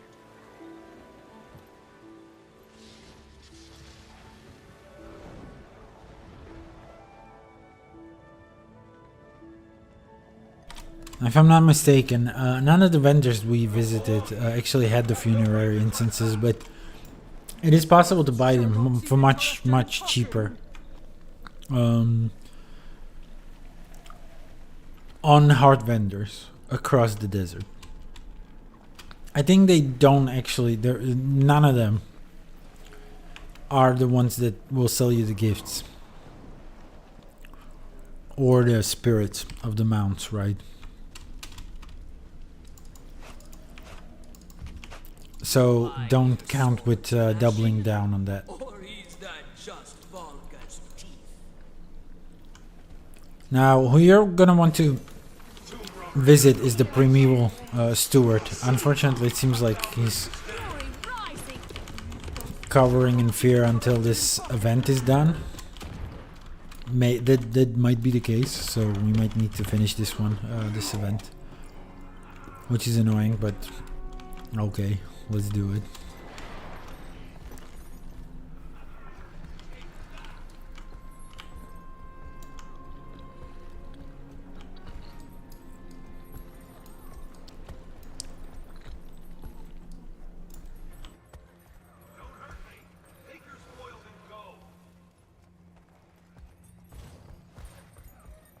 Ghosts to the left. You won't succeed. Fury rising!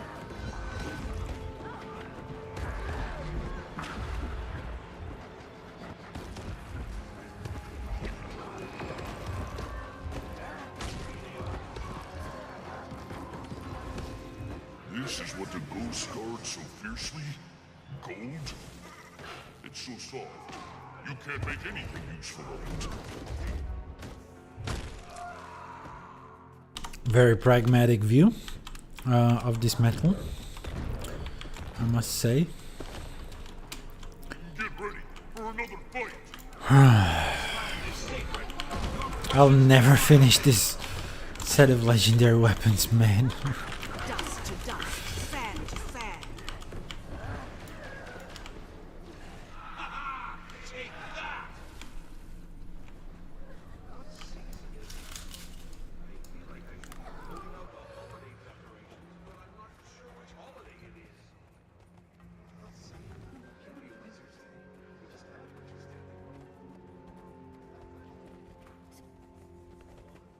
Ghosts coming in from both sides.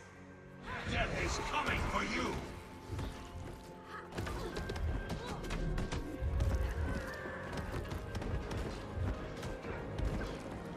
Fury rising!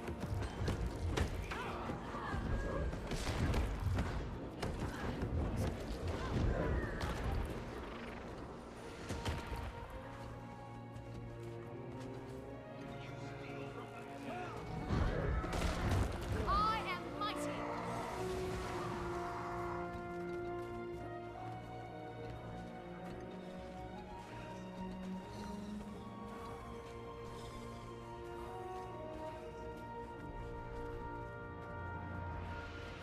If you've come to steal your quest ends here. If your mission is truly worthy, you will be willing to fight me. I am mighty! Refreshing, I thought. A beautiful blend of talents.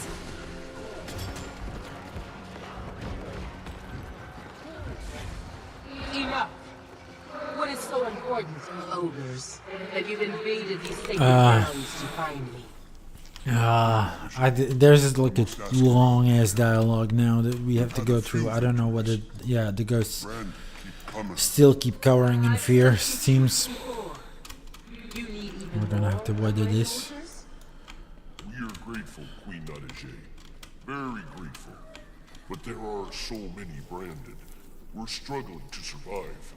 This is hopeless. Just because she helped us before doesn't mean she'll help us now. I'm surprised she even remembers. You have so little hope, ogre.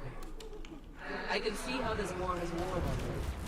You must really need my help. Very well. I will send more soldiers. In the meantime, let us discuss strategy. Survival is not enough. We must win. Uh-huh. There's like a very long delay here as well. There you go. So hopefully the steward will want to talk to us. Now the steward is actually a vendor. And he has some very, very interesting... Shut the fuck up. He has some very interesting... Jesus. Wares. Those wares being the funerary incenses. Now, there's a limited amount we can buy from with each currency, basically. We need a total of let me see. We need a total of 184. Which is reflected in the number of amalgamated gemstones we have, right here towards the bottom of our screen, with the available currencies. So apparently we can buy a maximum of 58 with our trade contracts. This is the limiting factor basically here, and then another 144 with our elegy mosaics. So that's going to be the brunt of our purchase, I guess. Let's buy some like 140.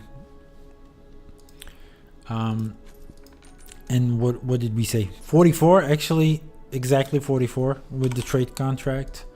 Sounds like a good deal. So that gets us the necessary funerary instances. Because if we deposit these, and let me just take one away. See if the math is right. Yep, that gives us 250 funerary instances. So that should be enough for our legendary bullshit. Now, while we're on this character, she doesn't need to be in the desert necessarily. We can move her away, and by away, I really mean into Verdant and we will want to be at the noble ledges, if I'm not mistaken. I haven't written that down, but we want to spend our auric dust, or whatever the currency is called, because we need another item. Where is the vendor? Does it only get unlocked when we progress some shit here? It seems so.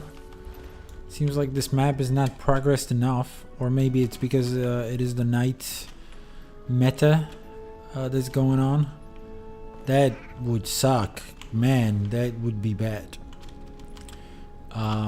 So what's up? What's up over here?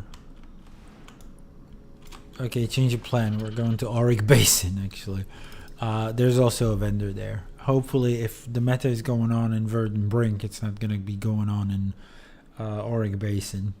But I also hope, yep, it's good. So, Exalted Mastery Vendor, that should be enough to service our needs. Now, what we need is legendary tributes, and we need tributes to friendship. Oh! Tributes to friendship, you may be wondering. But you wanted to craft Eureka, didn't you? Shouldn't you be buying tributes to Endeavor? Well, no, not really. I'll explain later. But for now, we're going to buy 300 tributes to friendship, which will cost us 3,000 lumps of Aurelium. Luckily, we're sitting on almost 30,000, so we could buy this 10 times over. Well, actually not 10 times over at this point, but a sizable chunk we actually dump into this. Let's move it into our shared slot. That's actually fine. And while we're here, we will buy actually some tributes to Endeavor. Not a lot of them though. 23 should be sufficient based on my calculations. If I'm not mistaken, these can they be just... No, they cannot. You cannot really deposit these, but that's fine. And then it's off to the races. Now, we are crafting a mace, we are crafting an axe, and we are crafting a pistol. That's two different professions. One weaponsmith and one weaponsmith and one huntsman, but two weapons crafted by a weaponsmith, and one by a huntsman. Sorry, fucking Jesus. So we're gonna connect to our weaponsmith first, and let's go craft something into the Crystal Desert. Actually, we've got in our shared inventory slot the invitation to Lily of Elon.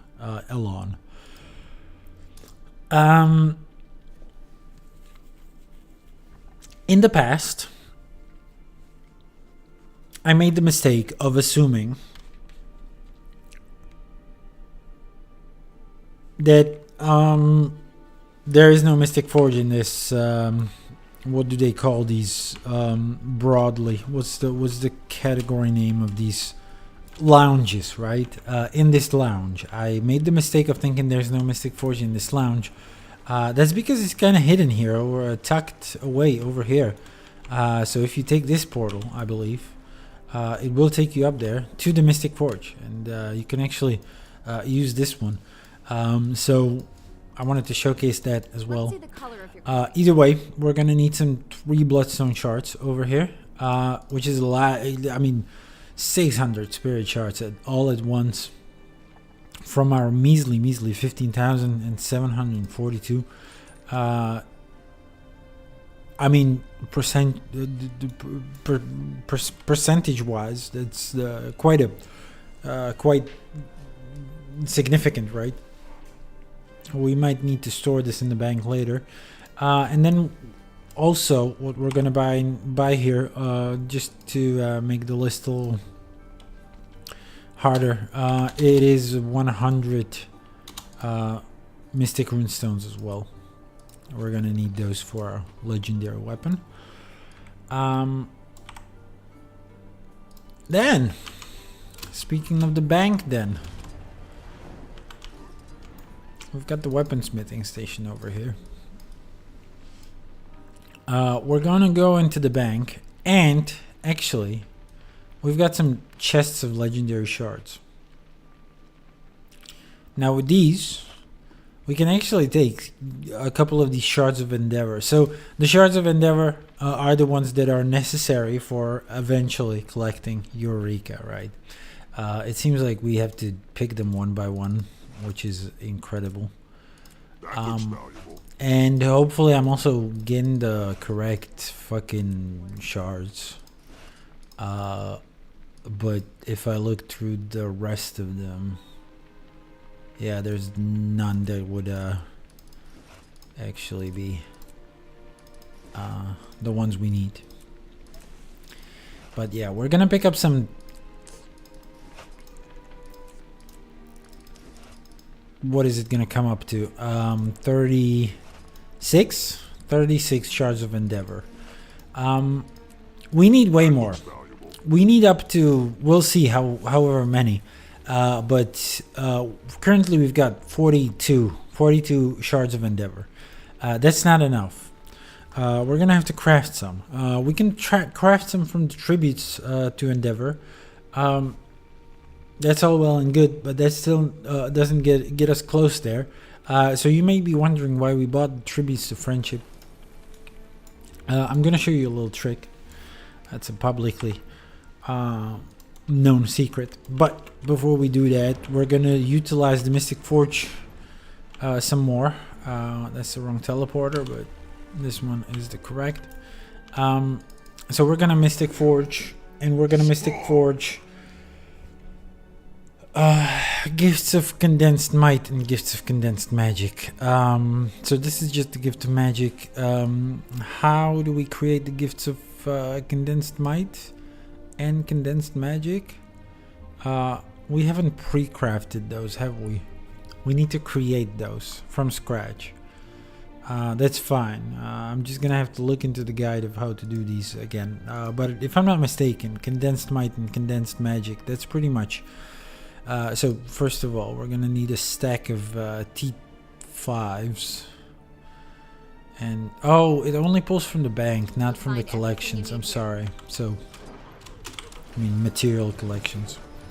So we're gonna need to tap into our materials first, right? And I'm just gonna very quickly check Guild Wars 2 efficiency as well, whether we don't whether we haven't actually crafted these ahead of time. I'm just gonna make sure I'm not doing something stupid, because this might be the last time we are actually crafting gifts of condensed might and condensed magic. But we're gonna need some of these, some of these, some of these. Not a full stack, by the way. 200 from each is actually enough, but it does pull a full stack, so we're just gonna take that. Then we're gonna pull up. Actually, these should be in the bank somewhere. Each one, but we'll see. I'm gonna pull a stack of each. Hopefully it's enough. If not, we're just gonna go back, and that's fine. Don't really care. Then we're gonna need basically a stack of T4s and or no, we need 100 of these, but that's gonna be contained within the 250 that it pulls out, right? So we're gonna do that. Regardless, we're gonna pull this, and then we can always deposit back. But we need it in our inventory and not in our resource slots. So that should be fine. What is the Guild Wars 2 efficiency doing? In the meantime, still calculating, still looking through my account, but doesn't seem to be finding anything. Yep, no condensed might or magic. That's fine. So if we forge these, let me see what these combine with.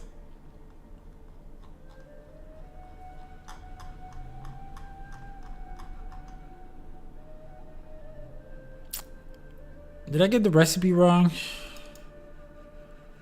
Is this not Mystic Forgeable? I might need to craft these. Do I craft these instead?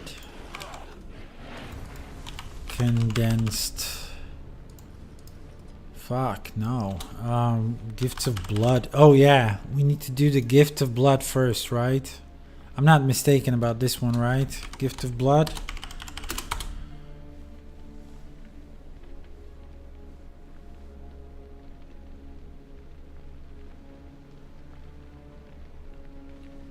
Used in gift of condensed magic. Yeah. Okay. So we need to do the bunch of gifts. That's fine. So there you go. 2 gifts of venom. Sorry. Okay, so we didn't have to pull it from the resource storage. I'm just stupid. It's fine. Oh shit! I crafted 3 gifts of bones. Fuck.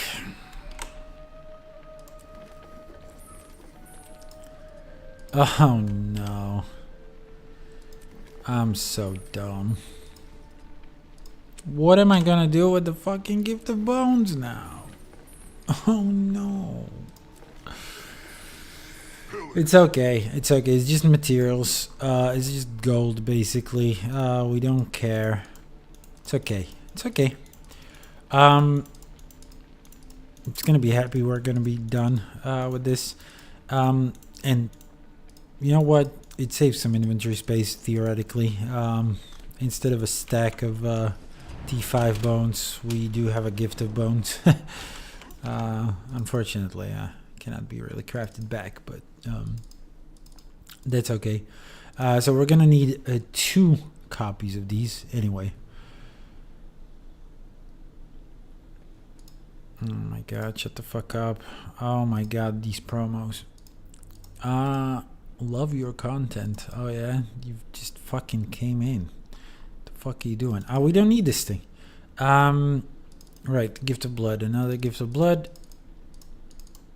There you go. And then the gifts of fang, bones, claws, and scales do give us a gift of condensed might and eventually also condensed magic. There you go. These are all necessary for the Eureka, for the legendary mace, right? So that's that. Is that part done?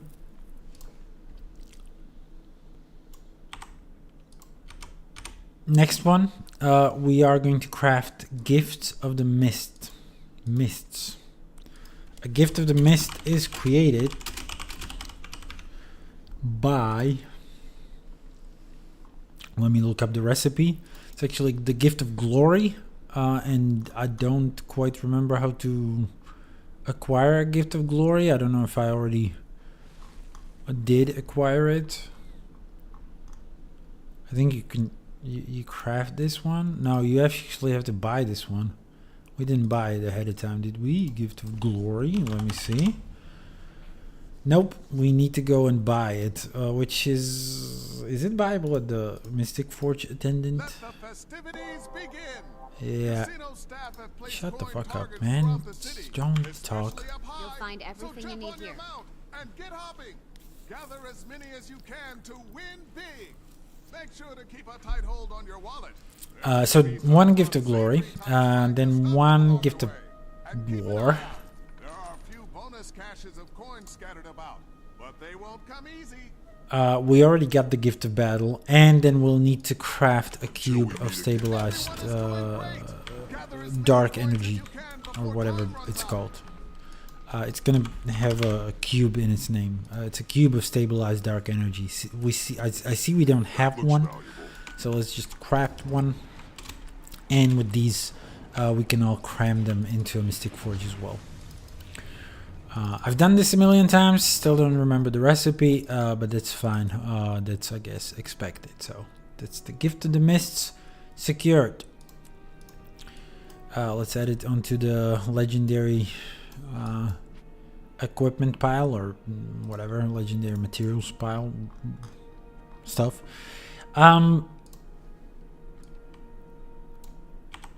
Then this is the thing. This is the cheat code. Okay, we're gonna go back to the weaponsmith station and remember the friendship shit, the shards of friendship. We're gonna need to craft 300 of these. That's why we bought 300 tributes of friendship. We can currently craft 0, but what we can do, we can craft 300 mystic curios. Now, not from the materials we have at hand, unfortunately. This only shows us 43 available. That's based on the intricate totems. So we're bottlenecked by the T5s. Not to worry though. The intricate totems are not the only way to craft the mystic curio. Okay, so we need 300 of these, right? So let's see whether we can actually craft these. Oh, the recipes are multiple. So there are a couple of ways to craft these actually. So we just need to add up to 300. Now I don't know the math. Let me just put it in my 300. So that's 300 divided by 8. That's roughly 37 per material. So let's start with crafting 37 from each, and see where that gets us. That looks valuable. I mean, we didn't have to do 37 from each. That makes no sense, because there are materials we've got in more abundance than others, right? So for example, potent blood we're not going to be able to get. So let's start with, I don't know, 40 per the large ones. Our goal is to get 300 in total, so let's just wing it.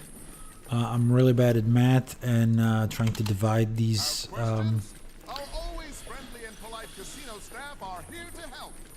It's just gonna make it more difficult, make my head hurt.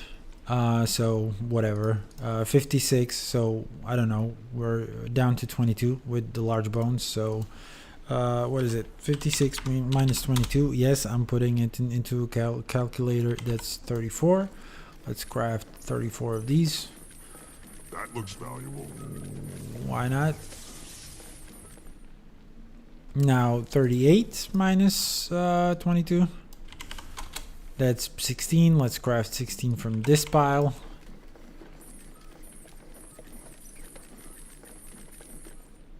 Then it's 43 minus 22. 21 from this pile. We're still not even at a stack at a 250, so that's good. Potent blood. Let's craft one from these. These are actually more expensive than any of the other materials that we're crafting from, and let's do it by 2, just to sort of bring them all down to 20. You can never have too much treasure. And let's actually count it from there. Fuck, I did a mistake. That's fine. Let's actually start with 4 then. Bring them down all to 18.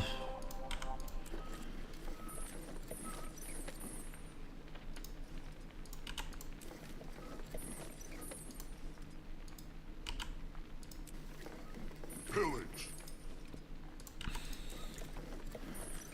Now if we want to balance these materials, let me see, it's actually now we can apply the divided by, and now it's going to be divided by 7, so that's 300 minus 211 divided by 7, so that's 12 per, which is actually quite good, quite balanced in the end. Right, this is gonna bring us to around 6, actually exactly 6. It's amazing. Hopefully my math is correct though.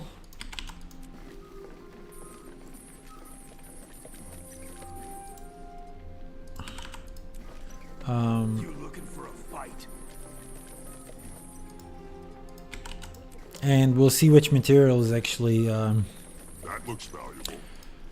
so some materials are more frequent than others, so we're gonna take from those piles and we're gonna make it all up. So if we do the last calculation, so that's 300 minus 250 minus 33, a total of 17, and if we then divide it by 8, we can still make 2 from each pile. We can still take 2 from each pile and still have leftovers, basically. So yeah, I've pre-prepared all these materials ahead of time, so I'm not stumped during the crafting process. So hopefully we should have enough to finish this whole thing. This is just me fiddling with it a little bit, just having fun with it before we finish it. So we only need 3 more curios, right?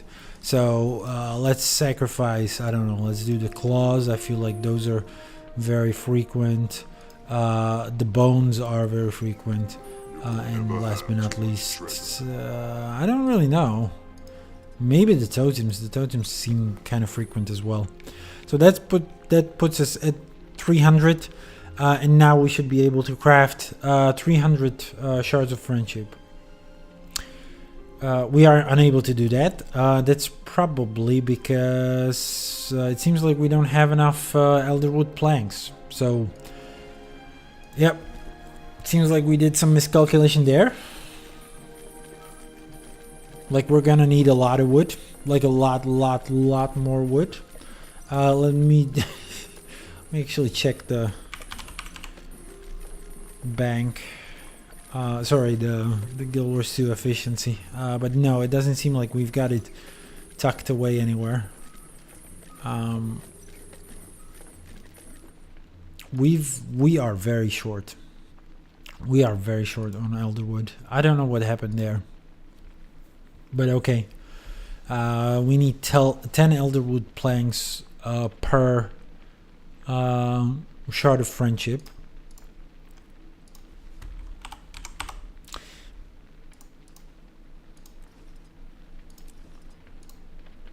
That's right. So we can craft 65 now.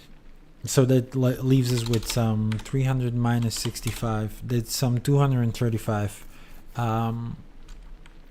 So 2,350 planks that we still need on top of what we have. Which means that times 3. 2350 times 3 for the elderwood logs. So we need some 7,050 elderwood logs. Let's buy it off the trading post. We might have it in our... No, we don't even have it in our buying orders. So that's however many stacks. Let me divide it by stacks actually. So that's some 28 stacks, right? Okay. Okay. Elder wood log. That's fine. 1, 2, 3, 4, 5, 6, 7, 8, 9, 10, 11, 12, 13, 14, 15, 16, 17, 18, 19. Fuck.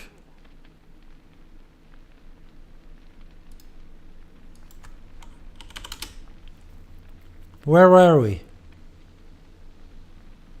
At 19. Okay, let's do 19 again.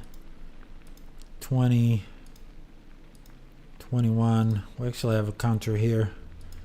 22, 23, 24, 25, 26, and 27.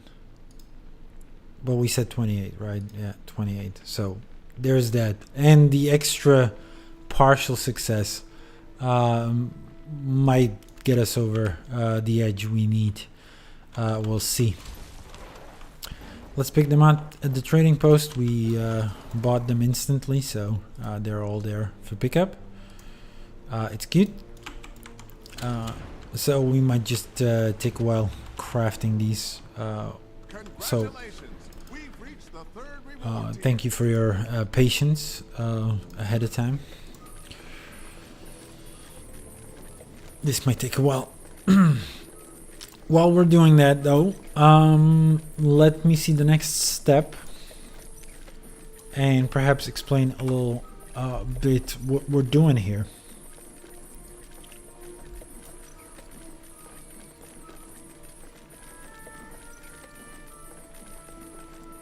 Actually look it up on the wiki. So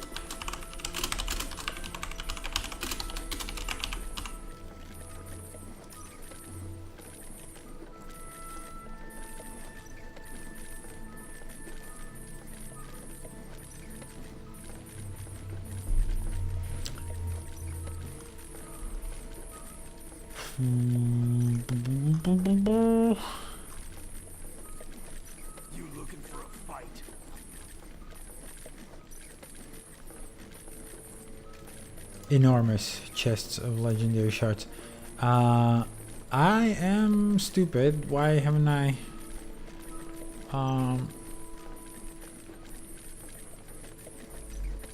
marked this as such? Okay, so what are we doing here?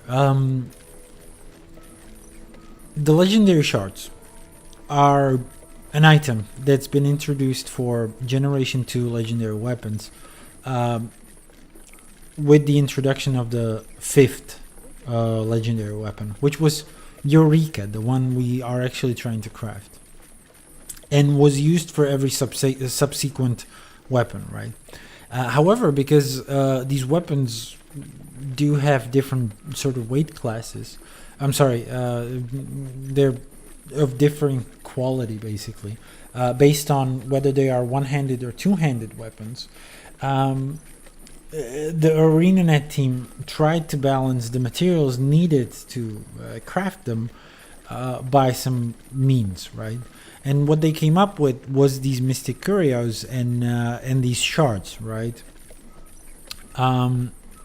Where two-handed weapons cost more of these shards, or the shards are more valuable. They cost the same.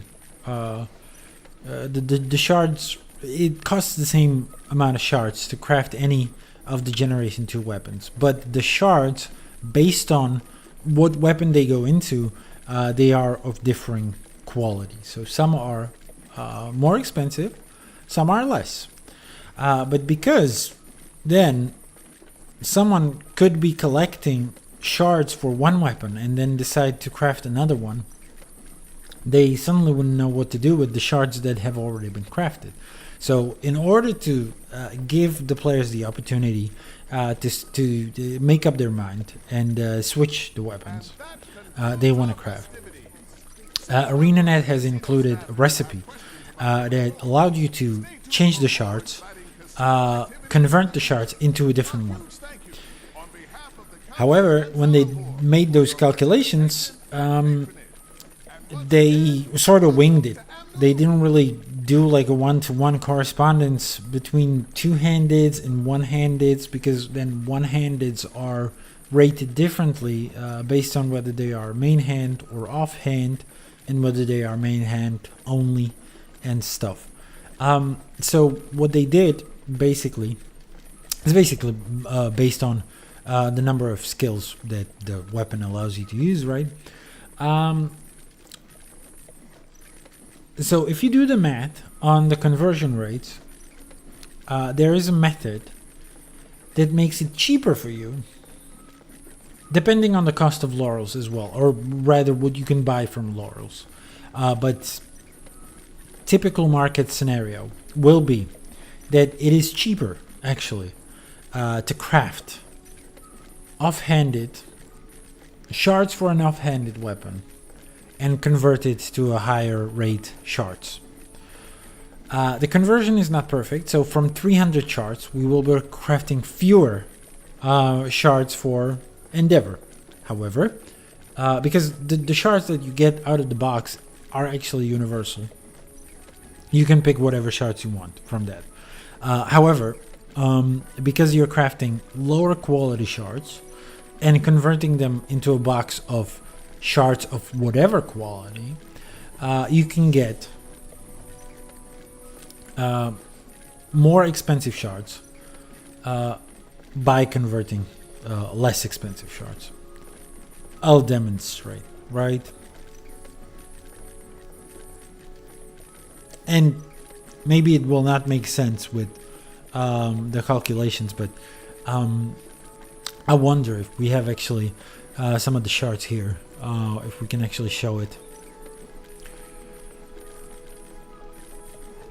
But the fact is, it is, again, it's tied to laurel prices, which you may be wondering how, why.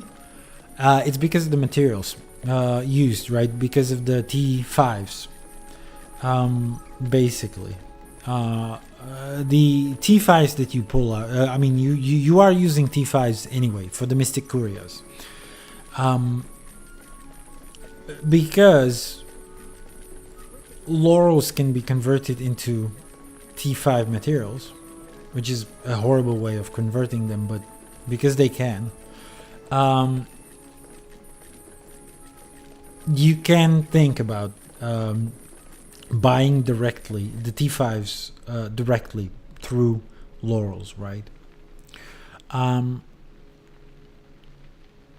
I mean, it's also tied to gold price to an extent, but okay, listen. You see the shard of friendship, how it needs one tribute to friendship, one Mystic Curio, and 2010 shit. Actually, it's not all that tied to. Is it tied to a laurel price? Actually, as you can see, the bottleneck are these materials, basically, because as you can see, the shard of Aura is does have 40 mithril ingots instead of 20, so it's double that. Now these are both two-handed weapons, granted, but yeah, they require more, and you've seen the tributes are also more expensive per currency, right? So it's a mess. I'm not gonna go into details because I don't frankly remember them all that much, but the takeaway here is that it is cheaper to craft and convert under normal circumstances. Like the market would have to do something really unexpected in order to break that formula. Either way, with these, well, we don't have 300 shards of friendship yet. We actually don't. Are we missing one plank or something? Let's craft. Hold on. How many do we need? We need to craft. We need to craft the full 300. Why is it only showing 120? What's the bottleneck now? I don't know. Let's craft them all. Who cares? We'll just buy more materials later, I guess. This is kind of what I was scared of. It's actually mithril ingots this time. It's actually mithril. I've made some error during our calculation. Unfortunately, there's no other mithril anywhere on my account. We're gonna have to buy this one as well. Okay, that's fine. That's okay. So we need. Let's do the calculation again. Let's do the math over here. As you can see, not a lot to tap into. So let's buy it off the trading post again. We're gonna pay a little more for it than I expected, but there was not a single crafting legendary weapon crafting that went without a hitch. So this is all but expected at this point. So that's 300 minus 120. We have some 180 shards of friendship left. Now we need 20 mithril ingots for it, meaning very much 40. Is that correct? 40 mithril ores, right? For a single one. So that's 180 times 40. 7,200 mithril ores still. Divided by 250. So that's some 29 stacks again. Holy shit. What the fuck have I done? It's okay. We can buy those. I am doing the math correctly, am I not? I mean, I believe it. I believe it. Done some miscalculations there. It's interesting. So again, we can track it here, so I'm not gonna count aloud. Why does this happen? We want to buy. We want to buy. We want to keep buying. Okay, don't do any partial successes. It's gonna fuck up my math. Oh no. Buy more. Okay, so what is the target? Some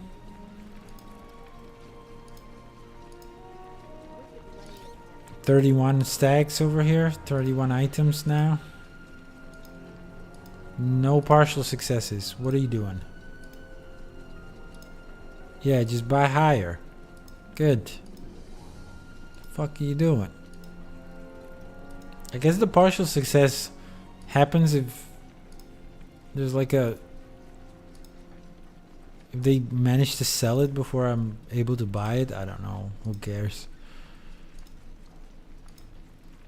And there's a good stack I can tap into. For 43 copper.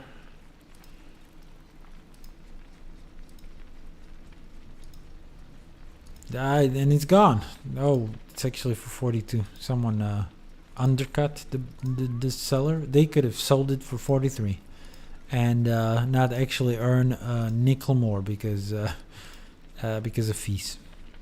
But that's okay. 31 should be enough now for us. So once again, you're just gonna have to suffer through recrafting these. It is cheaper to buy ore and recraft it. However, not by much. It's not. Maybe not worth the hassle, but we are frugal people here. We are frugal people here. This one is gonna take even longer, potentially, because it's a bigger number. So that's not good.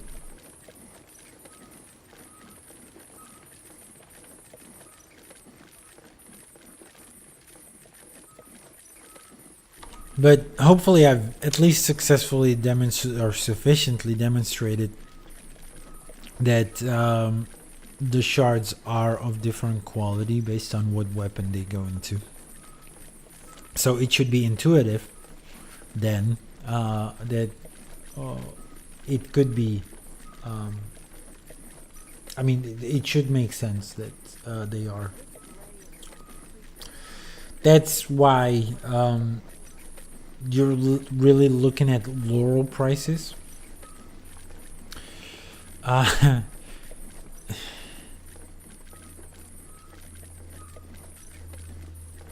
guess. Not necessarily. I mean, you can recalculate it to gold. Theoretically. Oh yeah, no.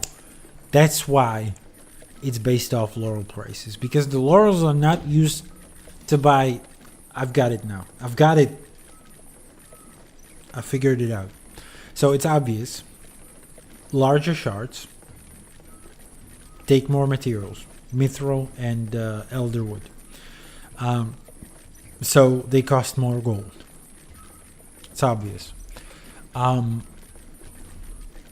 Otherwise, the materials are pretty much the same. They take the same amount of mystic curios.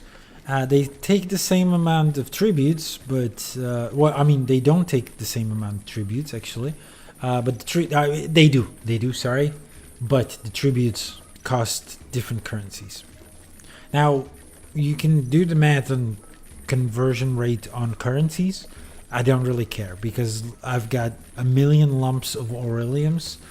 You can too, because Aurelium ore is actually super easy to get for your home instance.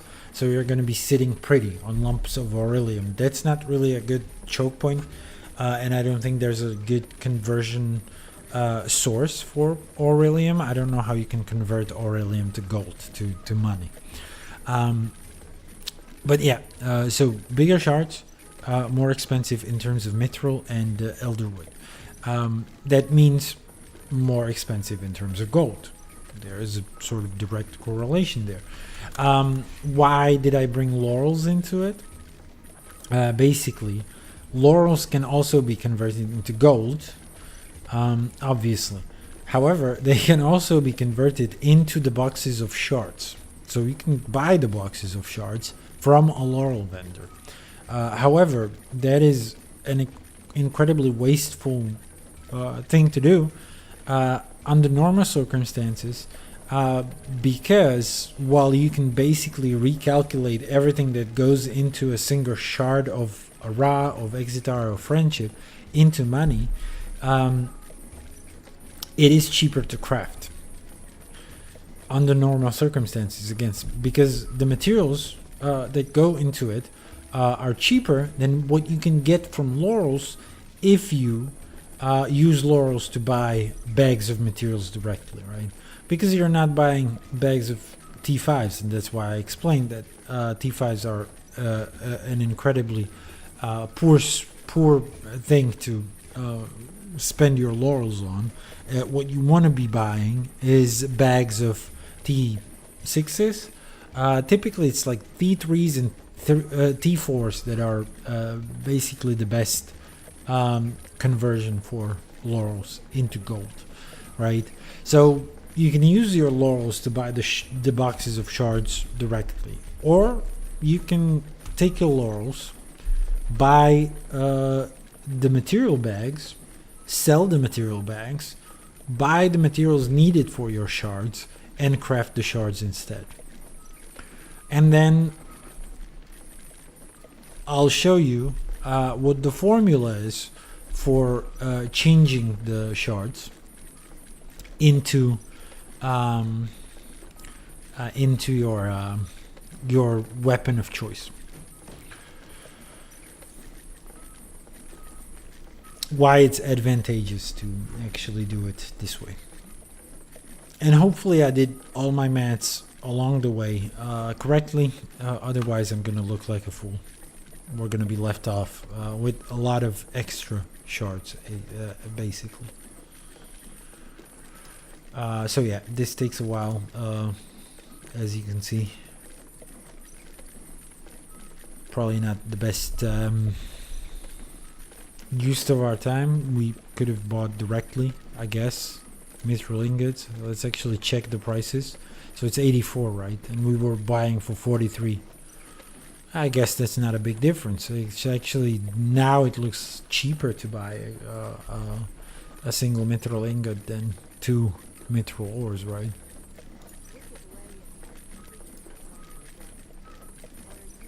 But now, for the most part, we were buying them in the range of 41, 42 as well. So it very much looks, because these start at 84. So we would have to buy them higher anyway. These start currently at 41, and there were some that we bought for 41, most definitely. So it is a little cheaper, but perhaps not worth the time you spend staring at your screen. But if you've got shit to do, you can pull up your phone, play a round of your favorite mobile game or whatever. Might actually do that. Might actually, I don't know, do my Japanese vocabulary. So, nice to meet you. You'd say dozo yoroshiku. Tanoshimu is a verb, means to enjoy. Lemon is said Remon. It is taken from English, except it is interesting. Japanese have the L sound and the R sound, or rather R sound.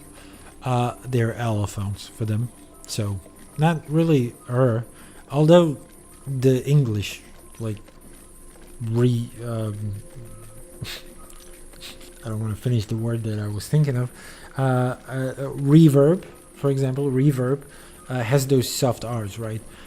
In that, they should, English people or English-speaking people should understand a little better why they're so close to the L sound, like as in level, for example. So level and reverb, they're very both L and L and R are very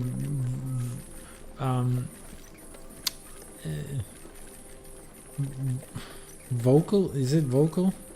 Is it a vocal and consonant and what is it? Consonant and vowel. Sorry, they're both very vowel sounding sounds, right?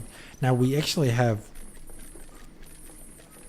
a much consonanty sounding R sound in the Czech language, which is R, where I actually like kind of touch my palate when I pronounce R. A couple of languages have them. Anyway, for the Japanese, they're all allophones. Basically, like whatever you produce by bringing your tongue to your palate, upper palate, is the same sound for them. So, but they typically will pronounce it as R, even very close to the Czech R. So, Remon. Because it sounds. I mean, if those sounds are allophones, why would you pick the sound that sounds more like a vowel than the consonant, right? It makes it a little easier to understand if you're saying Remon instead of lemon, because what is that sound, right? My theory, I'm not a linguist by profession. I've just studied it in school a long time ago, but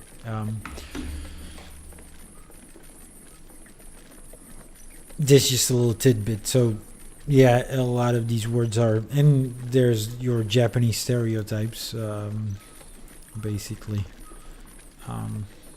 Where are these mithril ores getting pulled from? Are they from my storage? Did I overbuy the mithril ingots? I may have overbought. How many curios or shards of friendship can I craft now?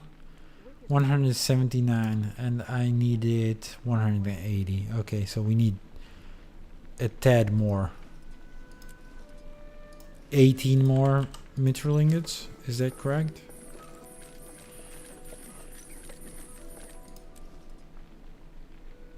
No, we're actually choked off by the elderwood planks again. Fuck. We need to buy one more. Okay, let's buy it then. Let's indulge. Let's indulge these guys. Anyway, so with that out of the way, hopefully, finally, so we've got too many mithril. Too much mithril. Okay, that's probably fine. Who cares?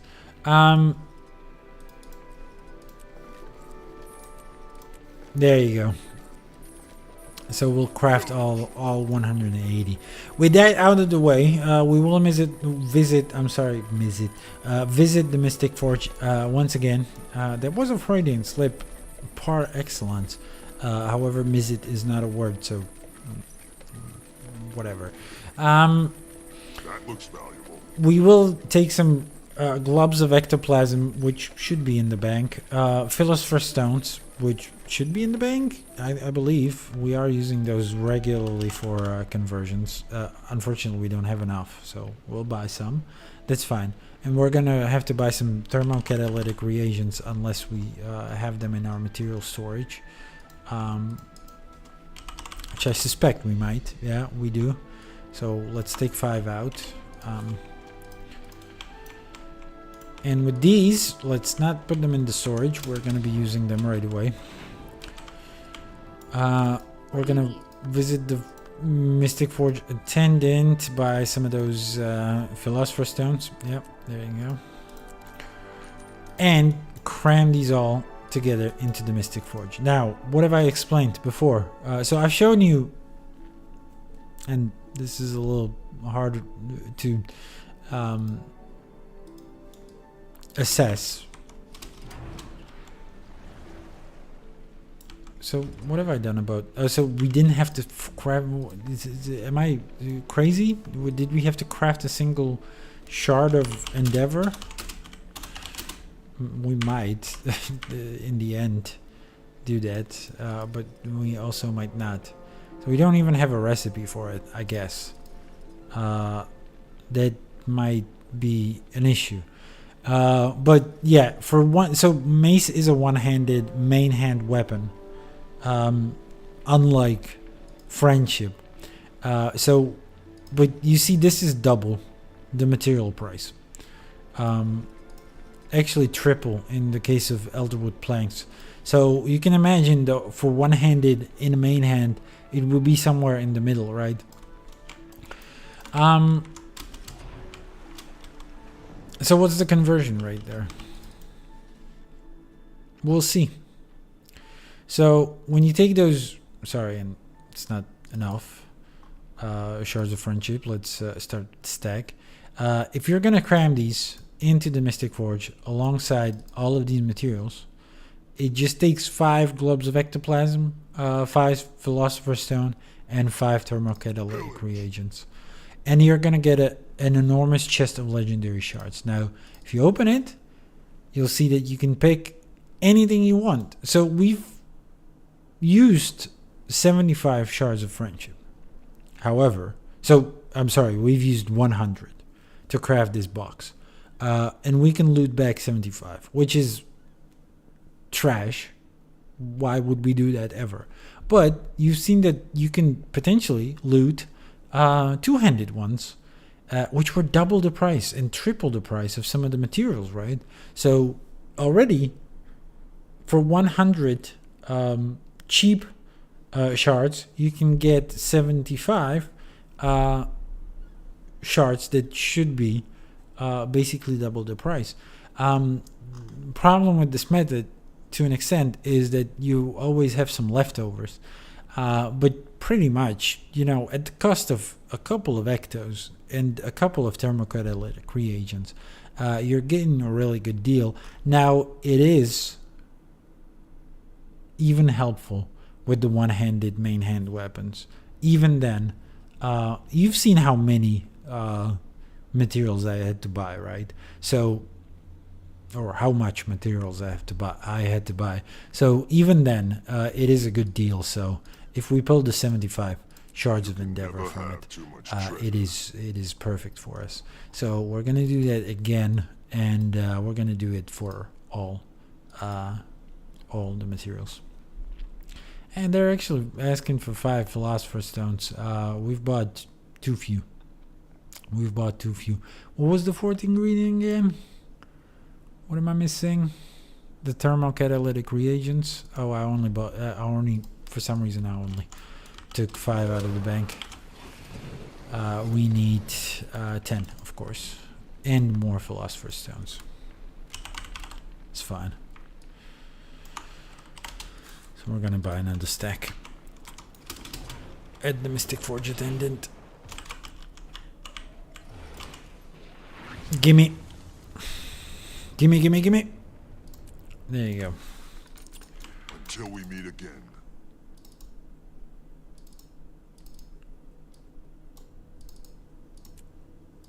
There you go. And we're gonna do it one more time. We'll see. We probably need to I don't know, put these together so they form a single stack. It's a weird way this thing works, but there you go. Bam. Never have too much treasure. So one more time, 75 shards of endeavor and 75 shards of endeavor. Now we may have overcapped. Actually, we need 200. I don't know how ever many we need. We've got 225 plus 42. That's some. We can deposit it and check it later. We'll see. I'm just gonna. Oh, we will need to craft some shards of endeavor directly. Oh shit! That means more mystic curios. That means more of those materials that we've fucking... Okay, it's fine. We've overbought some mithril, so it's probably good. But we'll see. So, first of all, for Shards of Endeavor, we will need to visit, finally, we will need to port away into Lion's Arch. We will need to go to Lion's Arch. So, where are you going to take me? Take me to Lion's Arch. We need to speak to Hobbs. I believe that's the guy who has the recipes, right? Makes sense? It's a legendary weapon. I would hope that's the guy for the recipes.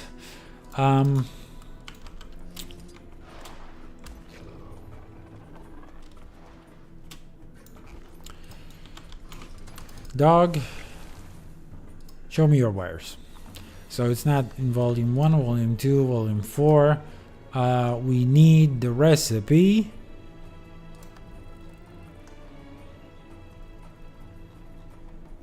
These are some dumb shits. There are boxes. Chest of energy. Gifts or whatever. Okay. I'll wiki it. Fuck you. Shard of Endeavor. Recipe hypothesis. The fuck? Okay. We need... Right. We need a recipe for hypothesis. How do we get it? There you go. That's the one. Now, before we can do for science... So this is actually a set of recipes. You're not gonna see what it unlocked, but it unlocked hypothesis and it unlocked a shard of endeavor. So we can now craft the shard of endeavors, shards of endeavor. We're gonna do that, and we need a 23, a total of 23 of those. So shard of endeavor, and there you go. There you go. There you can see the materials. So 30 mithril ingots. So not quite the double, but it is double for elder wood planks. So it's some 25%, no 50% increase on mithril ingots and 100% increase on elderwood planks that that are required for this shard.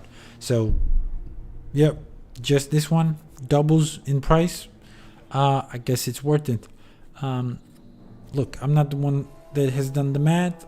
It's been smarter people. Anyway, we're gonna have to craft 23 of these. That is suggested by the tribute of Endeavor. So we're gonna need some more mystic curios after all we've been through. So, gonna do some math here. It's fine. Whatever. Let me see. 10 elderwood planks. So that's 10 times 3 times 23, right? Good. So that's 690 logs. Actually, let's just start crafting the ingots as well. We're gonna need those. All we can get.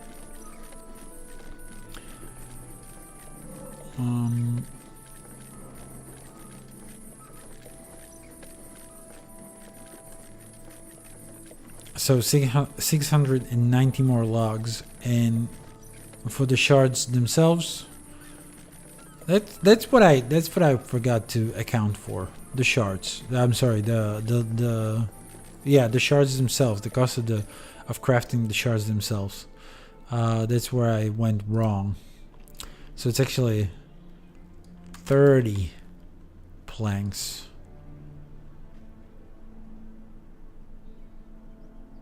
Yeah, it's actually, yeah, 30 planks, right? So 2070 still, which once again divided into, it's some 9 stacks of this. That's fine. And for the mithril ingots, we've got some 504.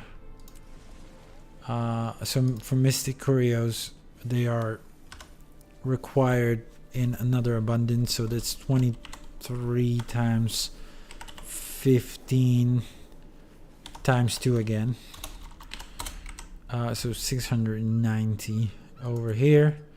And actually it's not times 15, it's actually times 45. But in this case, hold on, before we do this confidently, I'm just gonna delete the times 2.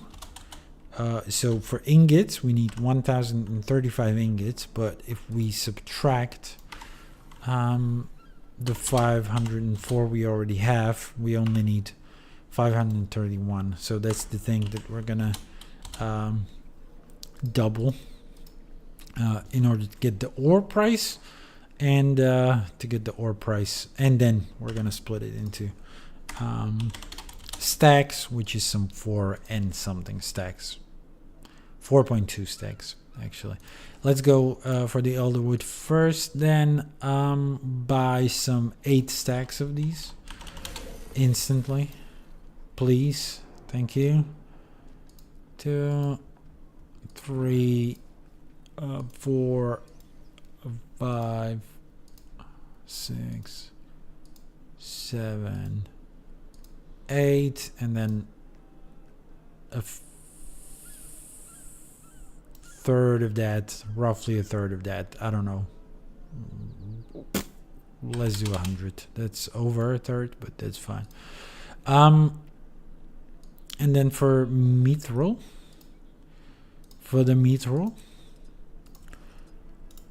gonna want 4 and something stacks. So 1 stack, 2 stacks, 3 stacks, 4 stacks, and once again, similarly, just 100. Hopefully that's enough. Hopefully I haven't fucked it up. What a journey. What a finale. It's insane. It's insane. Why would anybody subject themselves to it? I promise though, the goddamn result, the end result is gonna be so worth it. So worth it. I promise. Shards of Endeavor. So 23 curios, okay?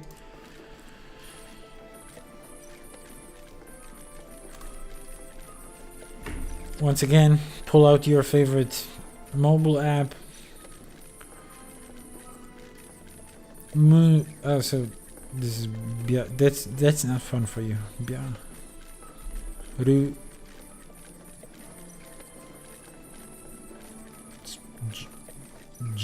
G, right? Yeah. V. I don't know if you can see it. Let me display my camera. There you go. My flashcards. So this is Sa. Is that correct? Sa? We'll see. The end result. Sa. Yeah. Got it, guys? Ho. This is what you read it as. Ho. Oh, this is hiragana. Kana. B.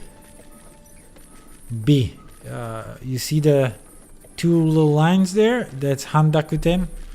That makes it voiced.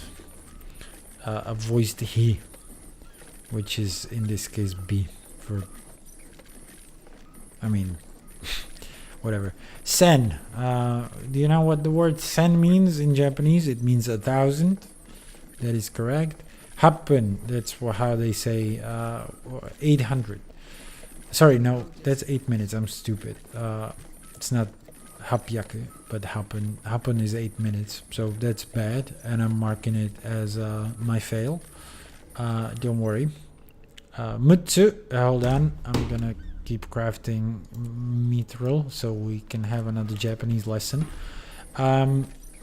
Mutsu is an alternative. I mean, it's one of the counters for 6. And Narapun, again, pun meaning minutes. That's 6 minutes. 6 minutes, guys. That's how long it takes to craft a single batch of mithril. So this sign, this is a little more complicated already. If you can see it, right? This one means a meal. This is a sign for a meal. It's actually it's a kanji, and it's one of the joyo kanji. Is it just joyo? Joyo, I think it's joyo. It's derived from Chinese, and they're a little more complex than hiragana and katakana. This is school exam. Now you can't see that anymore, but this is me, yeah. This is cat. This is cat, by the way, guys. This is their sign for cat. That's a kanji for cat. If you ever wanted to write cat in Japanese, this is what you would write it as, I guess. But you can, from what I understand, this is dog, by the way. So I got them both together. I guess you could, specifically these two animals, I guess you could write them in hiragana only. Perhaps, I don't know. I don't want to be the authoritative guy on this. Once again, Mystic Curios. Let's see what we can do over here. So we need 23 of these, right? I'm not mistaken. Yep. Okay. So 23. Luckily, we've got plenty to go for. So 23 by divided by 8 again. Let's do that.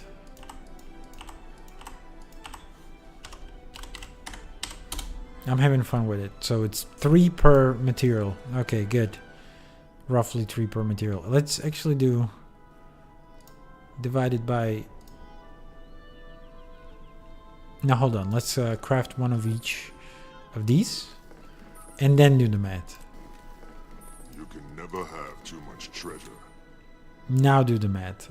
So that's 20... No, that's 19 divided by 8. So yeah, it's 2 per. It's 2 per basically. And then once again we can do like the materials that we value the least, I guess. For me it's bones. Pillage. I don't know why I'm being so granular here. I should have crafted it from whatever is just available and fuck off. Okay, what's the least valuable materials? Definitely totems. I don't give a shit about those. Bones, I guess. Claws, hell yeah.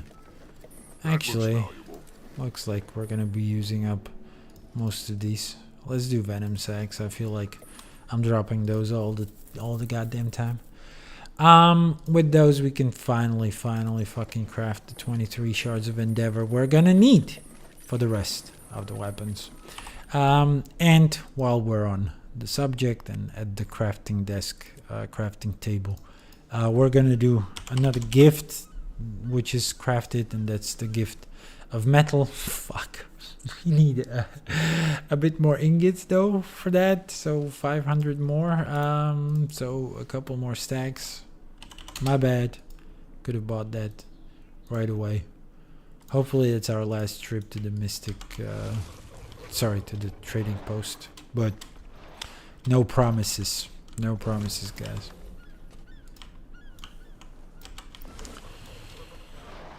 Is my mic on? It is.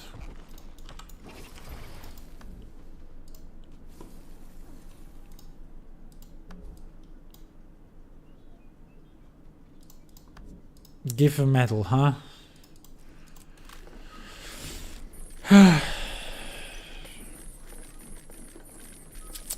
This is cure. This was. Hold on. Kai? No, this was Guy. Okay, should have known. She. It is she, right? It's not Soku. Might be Soku. No, it is she. She. Yeah. Ooh, Otoko. Otoko is a man. Neko is a cat. Neko. You've heard that, right? Neko. Japanese word for dog. Inu is a Japanese word for dog. So, your Shiba Inus and Akuta Inus are really just Shiba dog and Akuta dog. Akita. Sorry, it's Akita, not Akuta. What the fuck am I? Okay. Okay, good. I'm here. I'm here, guys. I'm not doing Japanese instead of streaming. We're gonna craft a single gift of metal then. For some reason it contributes towards Club Yarne. I'm gonna go for this spear at some point in the future, I guess. They do want gift of condensed might, which is comforting because I did craft a gift of bones extra, so it will be good that we've got these. Anyway, there you go. What was the gift of metal for? We'll see. Got leftover planks. Now it's all pretty much about mystic forging. So gift of mastery. One gift of mastery, please. Actually, 2 gifts of mastery. Let me actually switch the setup here a little bit. There you go. So, with that out of the way, and I just realized I may have had the inventory partially covered by the chat window. Sorry about that if that was the case. And you haven't seen something relevant. Hopefully that's not going to be the case. So in order to get ourselves a couple of gifts of mastery, actually 2 gifts of mastery, we will need to combine the previously purchased bloodstone shards with a single gift of battle, good, a single gift of exploration, and a stack of obsidian shards. Now there's not enough in our inventory. Let's actually pull everything we're gonna need into our inventory, which I don't know ahead of time what we're gonna need, but so we might be running back and forth between the bank and the Mystic Forge. That's just fine. Who cares? There you go. Obsidian shards, gift of battle, gift of exploration. There you go with a gift of mastery. We're actually gonna refill that and forge it again. We're gonna need 2. That's for your generation 1 weapons. Then also for them is the gift of fortune, I believe. I mean, there's 2 copies of them, so it only makes sense that it would be like that. It's a lot of mystic clovers, by the way, guys. Fuck me running. Luckily, we've got an abundance of them, but once again, we were going to have to fetch them from the goddamn material storage. So that's your mystic clovers. There goes. Globes of ecto as well, ectoplasm. We've got these. We're gonna need 2 stacks. Thank you very much. And then your gifts of magics and gifts of might are in the bank. So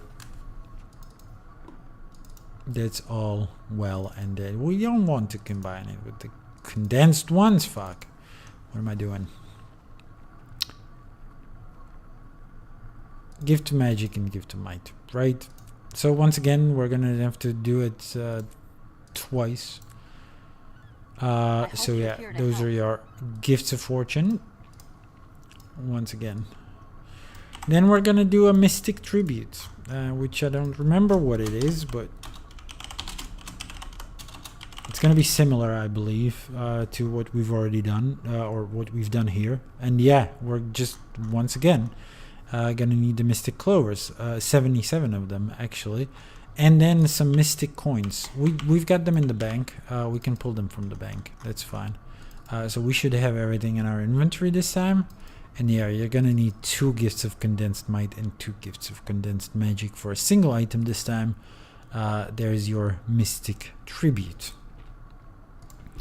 That's for your generation 2 weapon, and that's for the goddamn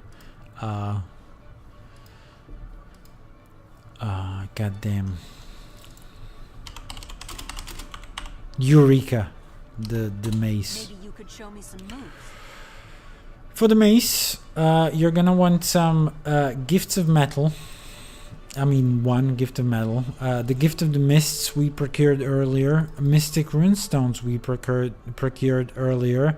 And those shards of endeavor, which we've inexplicably stored in the damn bank.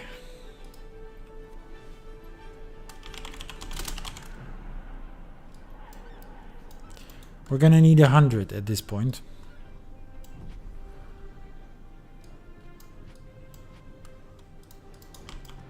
We're gonna need 290 in total, I believe. I'm not mistaken. We can combine it, hopefully. Hopefully we don't need a recipe for it or something. But yeah, that's your gift of Eureka. How cute. We will do some more crafting at the crafting station later on, but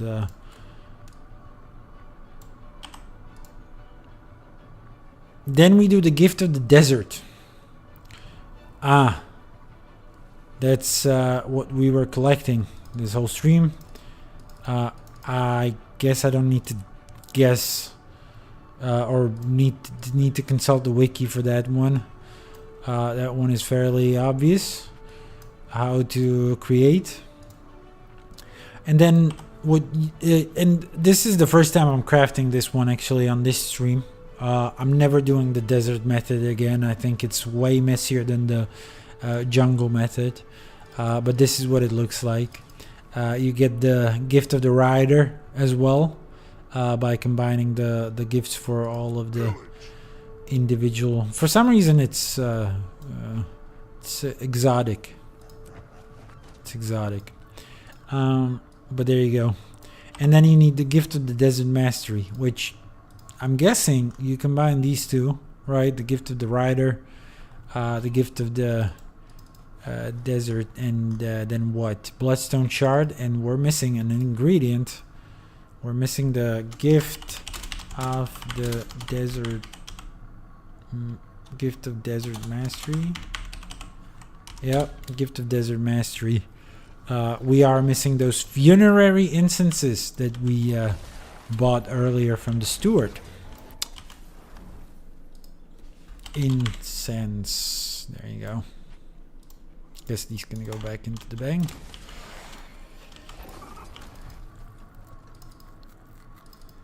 So that's what we're gonna shove in. And we need a total of 250 of these. Where did they go? Why are they not selectable? I don't know. I might need to find them. Are they mystic forgeable? Yeah, this is for mystic forging. I don't know why I didn't see them though. Why are they not highlighted? Where are they? Somewhere. Yep, around here. Yep. It's good. It's just a bug in the UI. It's fine. This works. Right? This works. So there you go. There's your gift of the mastery. Now what we need to also craft is endeavor itself. Now, in order to craft endeavor though, we will need to speak to Hobbs again to buy some recipes, right? For endeavor itself. recipe endeavor. However, it says we need to train the historian of armaments ability in the legendary crafting mastery track. That's what we got. And craft the tier 2 precursor to be able to purchase this unlock. Really, for these. So we already bought hypothesis. We need to craft hypothesis first. That's expected behavior. That's where the rest of the shards of endeavor come into play, right? So we're gonna craft one oiled small ancient haft and one oiled orichalcum mace head. That's all we need to craft a hypothesis, which is a weapon in and of itself. It's an exotic. This is what it looks like. It's a battered mace. It's a little weird. We unlock the skin right away. It's cute. We just need to craft it, from what I understand, and that's enough to unlock the recipe for science.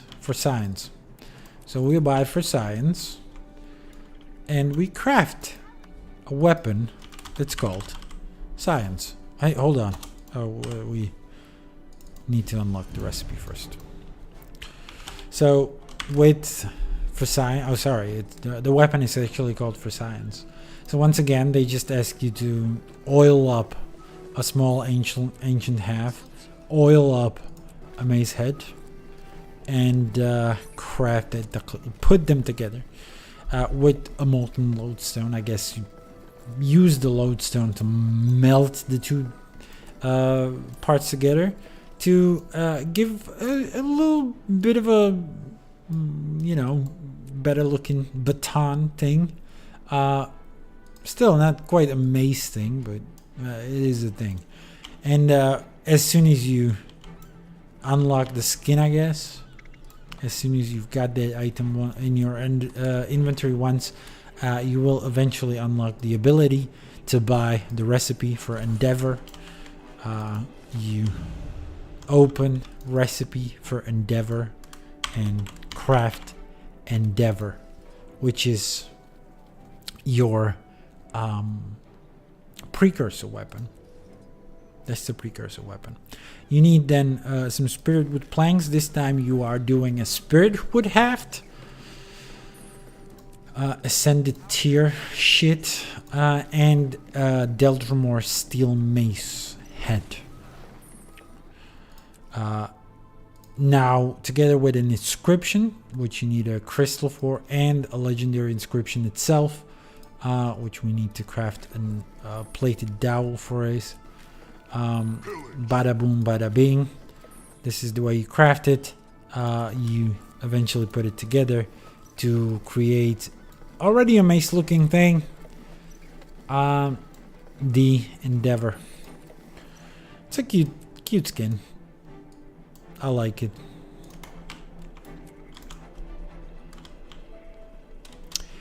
And with this,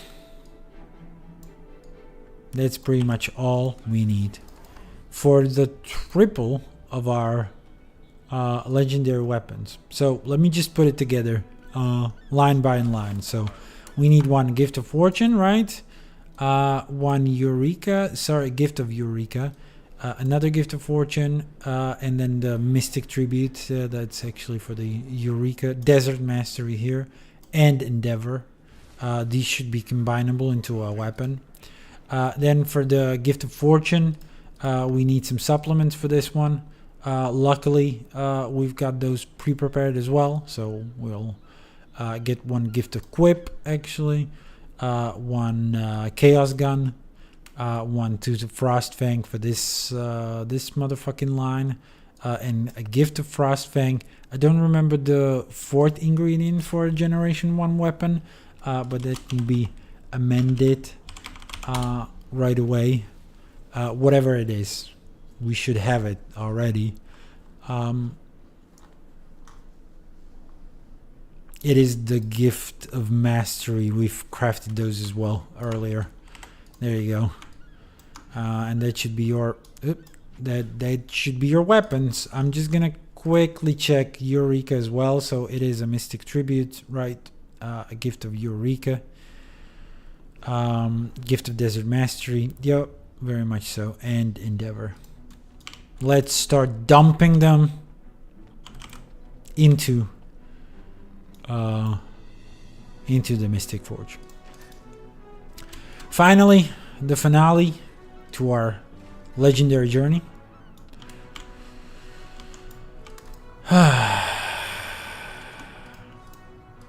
Let's spam it into chat. Allow someone to congratulate me first. I am that vain. Or tell me to do it or whatever. Seems like fairly dead dead evening. Nobody wants to speak. Let's forge it. I've heard the first grats. There you go. Eureka. Eureka was the pride and downfall of a rogue priori research team who set out to reactivate obsidian shards sampled from ancient armor. Paired with Magitech, the material assumed a deadlier form. Uh-huh. Cute. Very cute.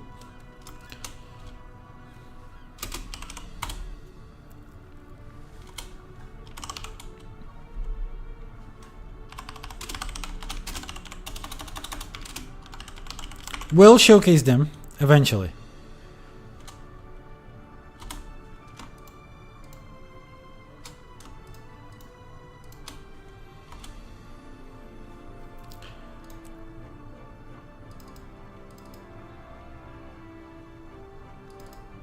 Let us craft another one. That's Frostfang this time. Your legendary weapon, Frostfang. Now this one doesn't get automatically tied to our account because it is a generation 1. You can sell it. You can sell it at this point, unlike Gen 2, for quite a hefty price, of course. But there you go. We've got the Frostfang. And we're just gonna add it to the legendary armory right away. Right away, man. And with that, Halif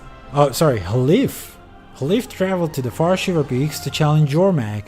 Near death, she took one last swing at her foe before falling unconscious. She awoke the next morning, her axe encased in an icy dragon's head. Okay. Good stuff.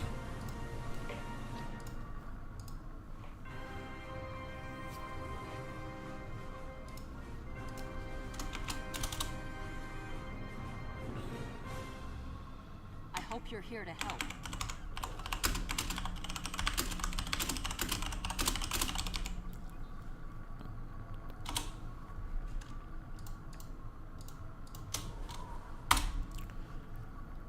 There you go. Let's craft the last weapon.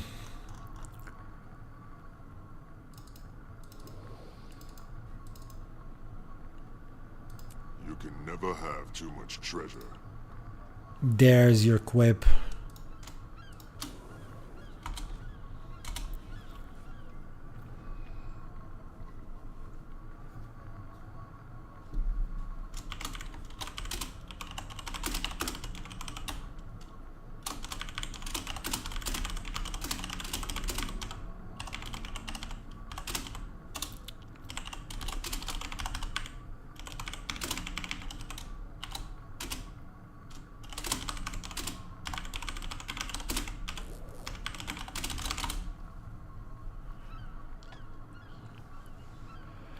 Let's tie it. The most renowned thief in Kryta had a couple calling cards. Drove the Lion Guard mad. She always left 2 things behind. A trail of confetti and a note that read, "I can run faster than a centaur." Okay, that's a meme in and of itself as well. Cute. Very nice. Okay, now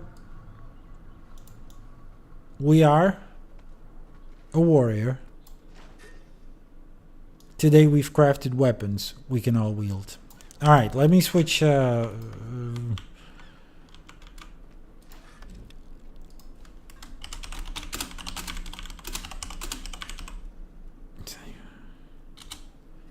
Sorry. Shit. What happened to my keyboard? Good. I'm gonna switch gear. God damn it, hide the gloves. There you go. I want to do some proper showcases.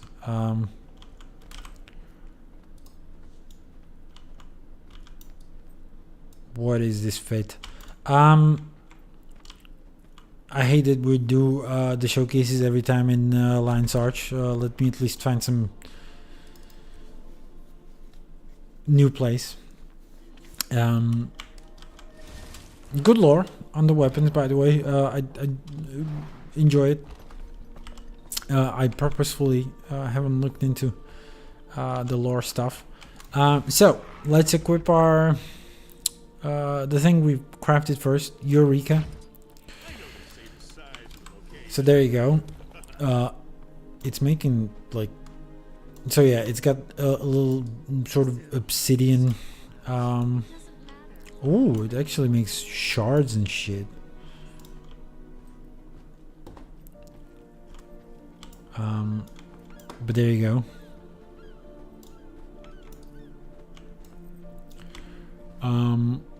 It does have a little bit of an obsidian. We haven't even.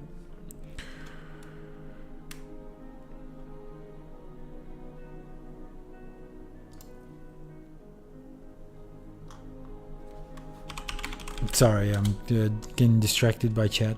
We haven't done the preview. I'm just gonna show you the weapon itself. I can't anymore. That's fine. Wardrobe, right? Let's do that. Eureka. What am I? What's okay? I cannot preview it from here either. That's fine. We're just gonna showcase it. So this is what it looks like stowed. And hell yeah, I forgot it does that. I genuinely forgot it does that. So it is, when stowed, it's sort of in like a very inactive state, like a dormant thing, a contraption that once you actually pull it out, it just becomes this massive fuck off mace. It actually looks quite nice. It's actually quite pretty, and you get a little effect on your arm that protrudes all these shards. I mean, volcanic, inspired by the Fire Island chain. It's good. It's okay. I really like the skin on this one, even if it is in my don't care about the skins category, like, or a portion of the weapons. I don't know whether we can do some. I guess the effects are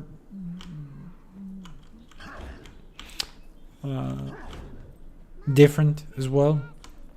But yeah, this is what it looks like. I don't know whether you want me to showcase on what it looks like fighting an enemy, but I like the fact that stowed. It's not that conspicuous. Anyway, what we can do on a warrior though, we can equip all 3 of our weapons. So the next one on the block is our Frostfang. There you go. For some reason, it completes the achievement only when we equip it. So frosty footfalls, footsteps, stowed, dormant, but does have a little bit of a frosty effect around it. When you pull it out, it actually starts twitching its mouth. Actually starts twitching its mouth and breathing ice. Also does give you an icy effect around the arm as well. A lot of the weapons do. This one is no exception. Once again,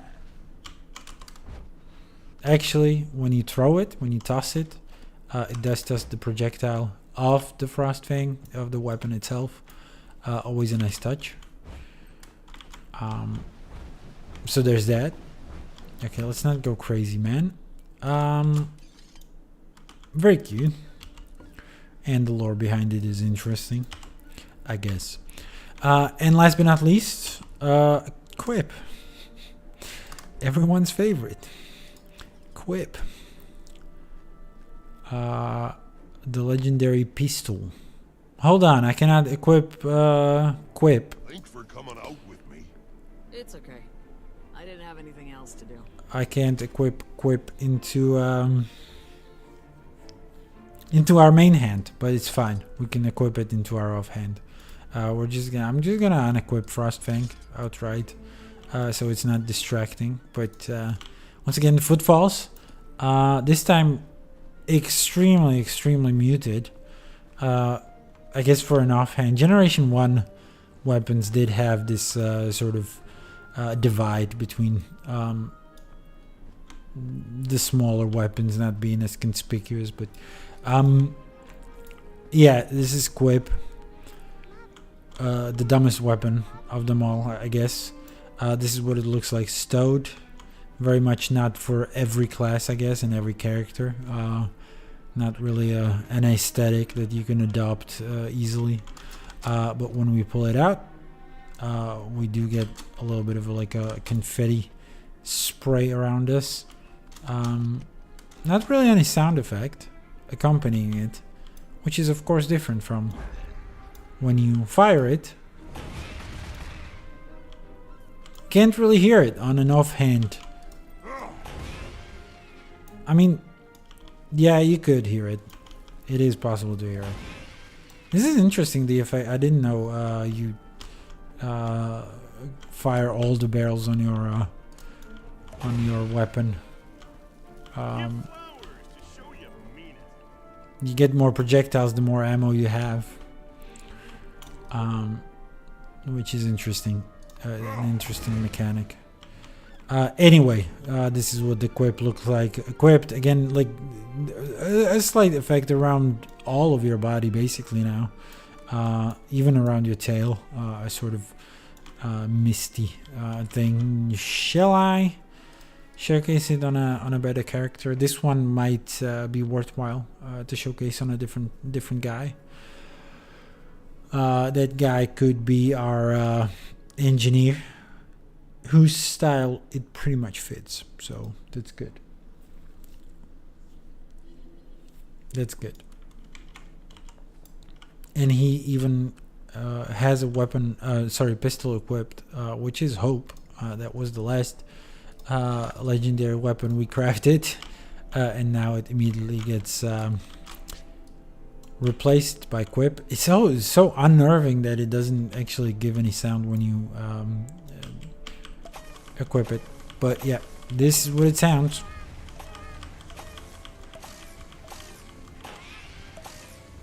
I love the little pathetic wah it sometimes makes. That's amazing. I mean, this is so stupid, and yeah, it gives different effects every time as well. I mean, not every time, but there are a couple of effects, actually. Confetti, flowers, and little explosions. And the sounds are so stupid. So this is what it looks like on an NG. I desperately want to try it out on my thief. Of course, this is the weapon we're gonna have the most fun with.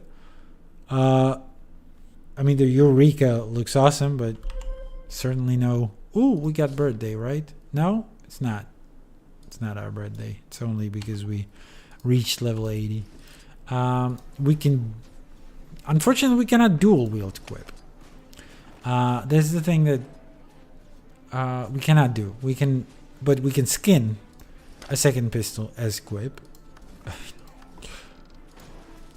We can pretty much put two Quip skins on, even if they're not both Quips in nature. And there you go. Hell yeah. And this is exactly what I wanted to do. Dual wield these legends, man. So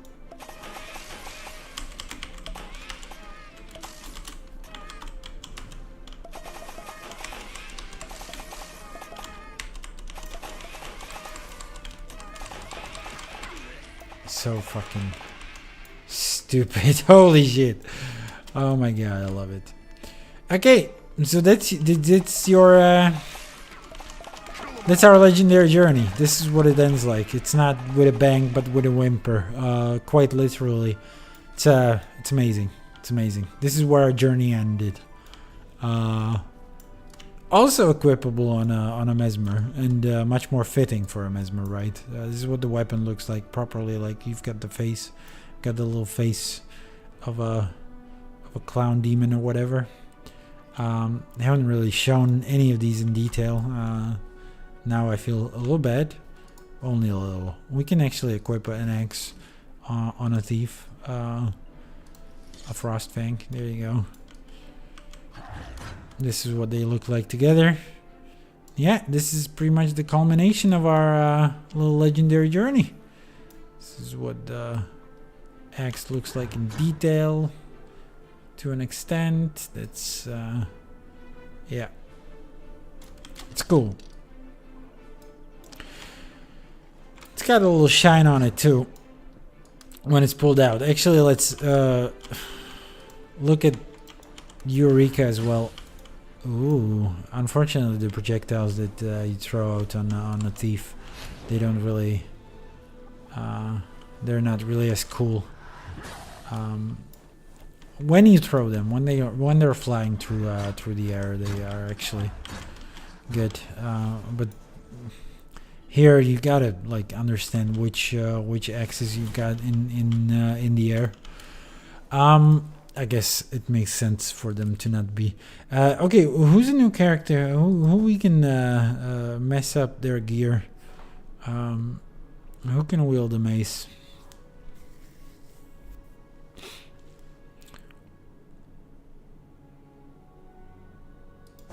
Should we put it on our guardian? Actually, maybe. Or maybe the warrior.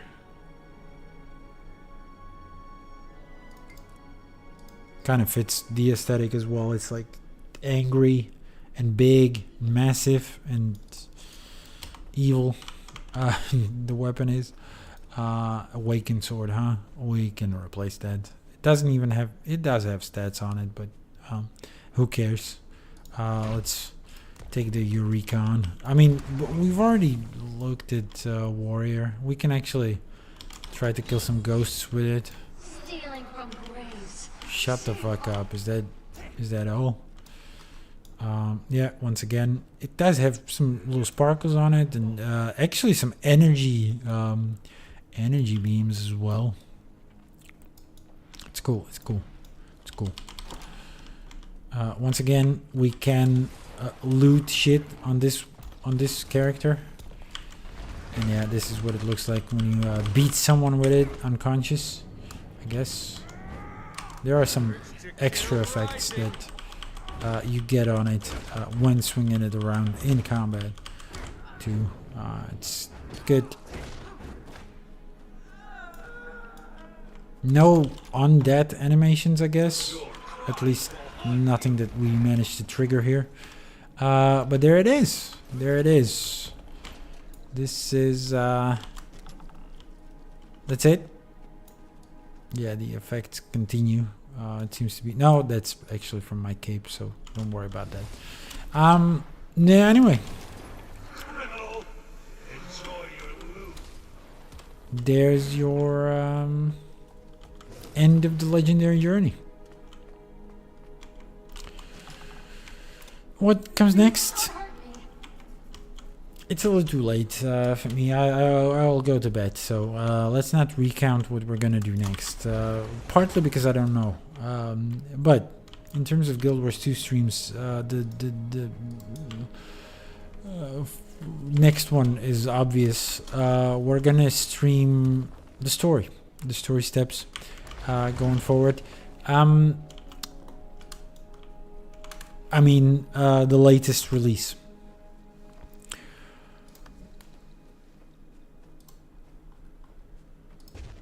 unfortunately, I can't really show you on this character, but it's in achievements anyway. That's where I wanted to look. Story journal, Absolution. So we're gonna stream Absolutions next time we stream Guild Wars 2. Before that, the thing we're gonna stream is, of course, Doom as well. Our Doom challenge stream. So I'm hoping to fit one Doom challenge stream before a story recap that takes us through Absolution in Guild Wars 2, which is the story directly preceding the next expansion, which comes on the 28th of October in some 24 days. So plenty of time to stream. Hopefully I'll get around to doing that. But before I can stream the story, I want to play it through myself, make some notes potentially. So bear with me on that one. But yeah, I used to, so the Legendary Journey was bread and butter of my Guild Wars 2 play otherwise. Now I think I'm gonna focus on Guild Wars 2 in a little bit of a private capacity now, but when I want to stream it, the question is what we're gonna stream. So we ideally want to come up with some projects, I think. So we'll see. We'll see what comes about. But the Legendary Journey, as we knew it, is over. Because if we take one more look on our little overview, you see these? You see these? These have all been completed on this stream. We refresh the page. Once again, ignore these three. Our legendary armory is done. It's full. Oh, we've got the relic on. We've got the relic on. So there you go.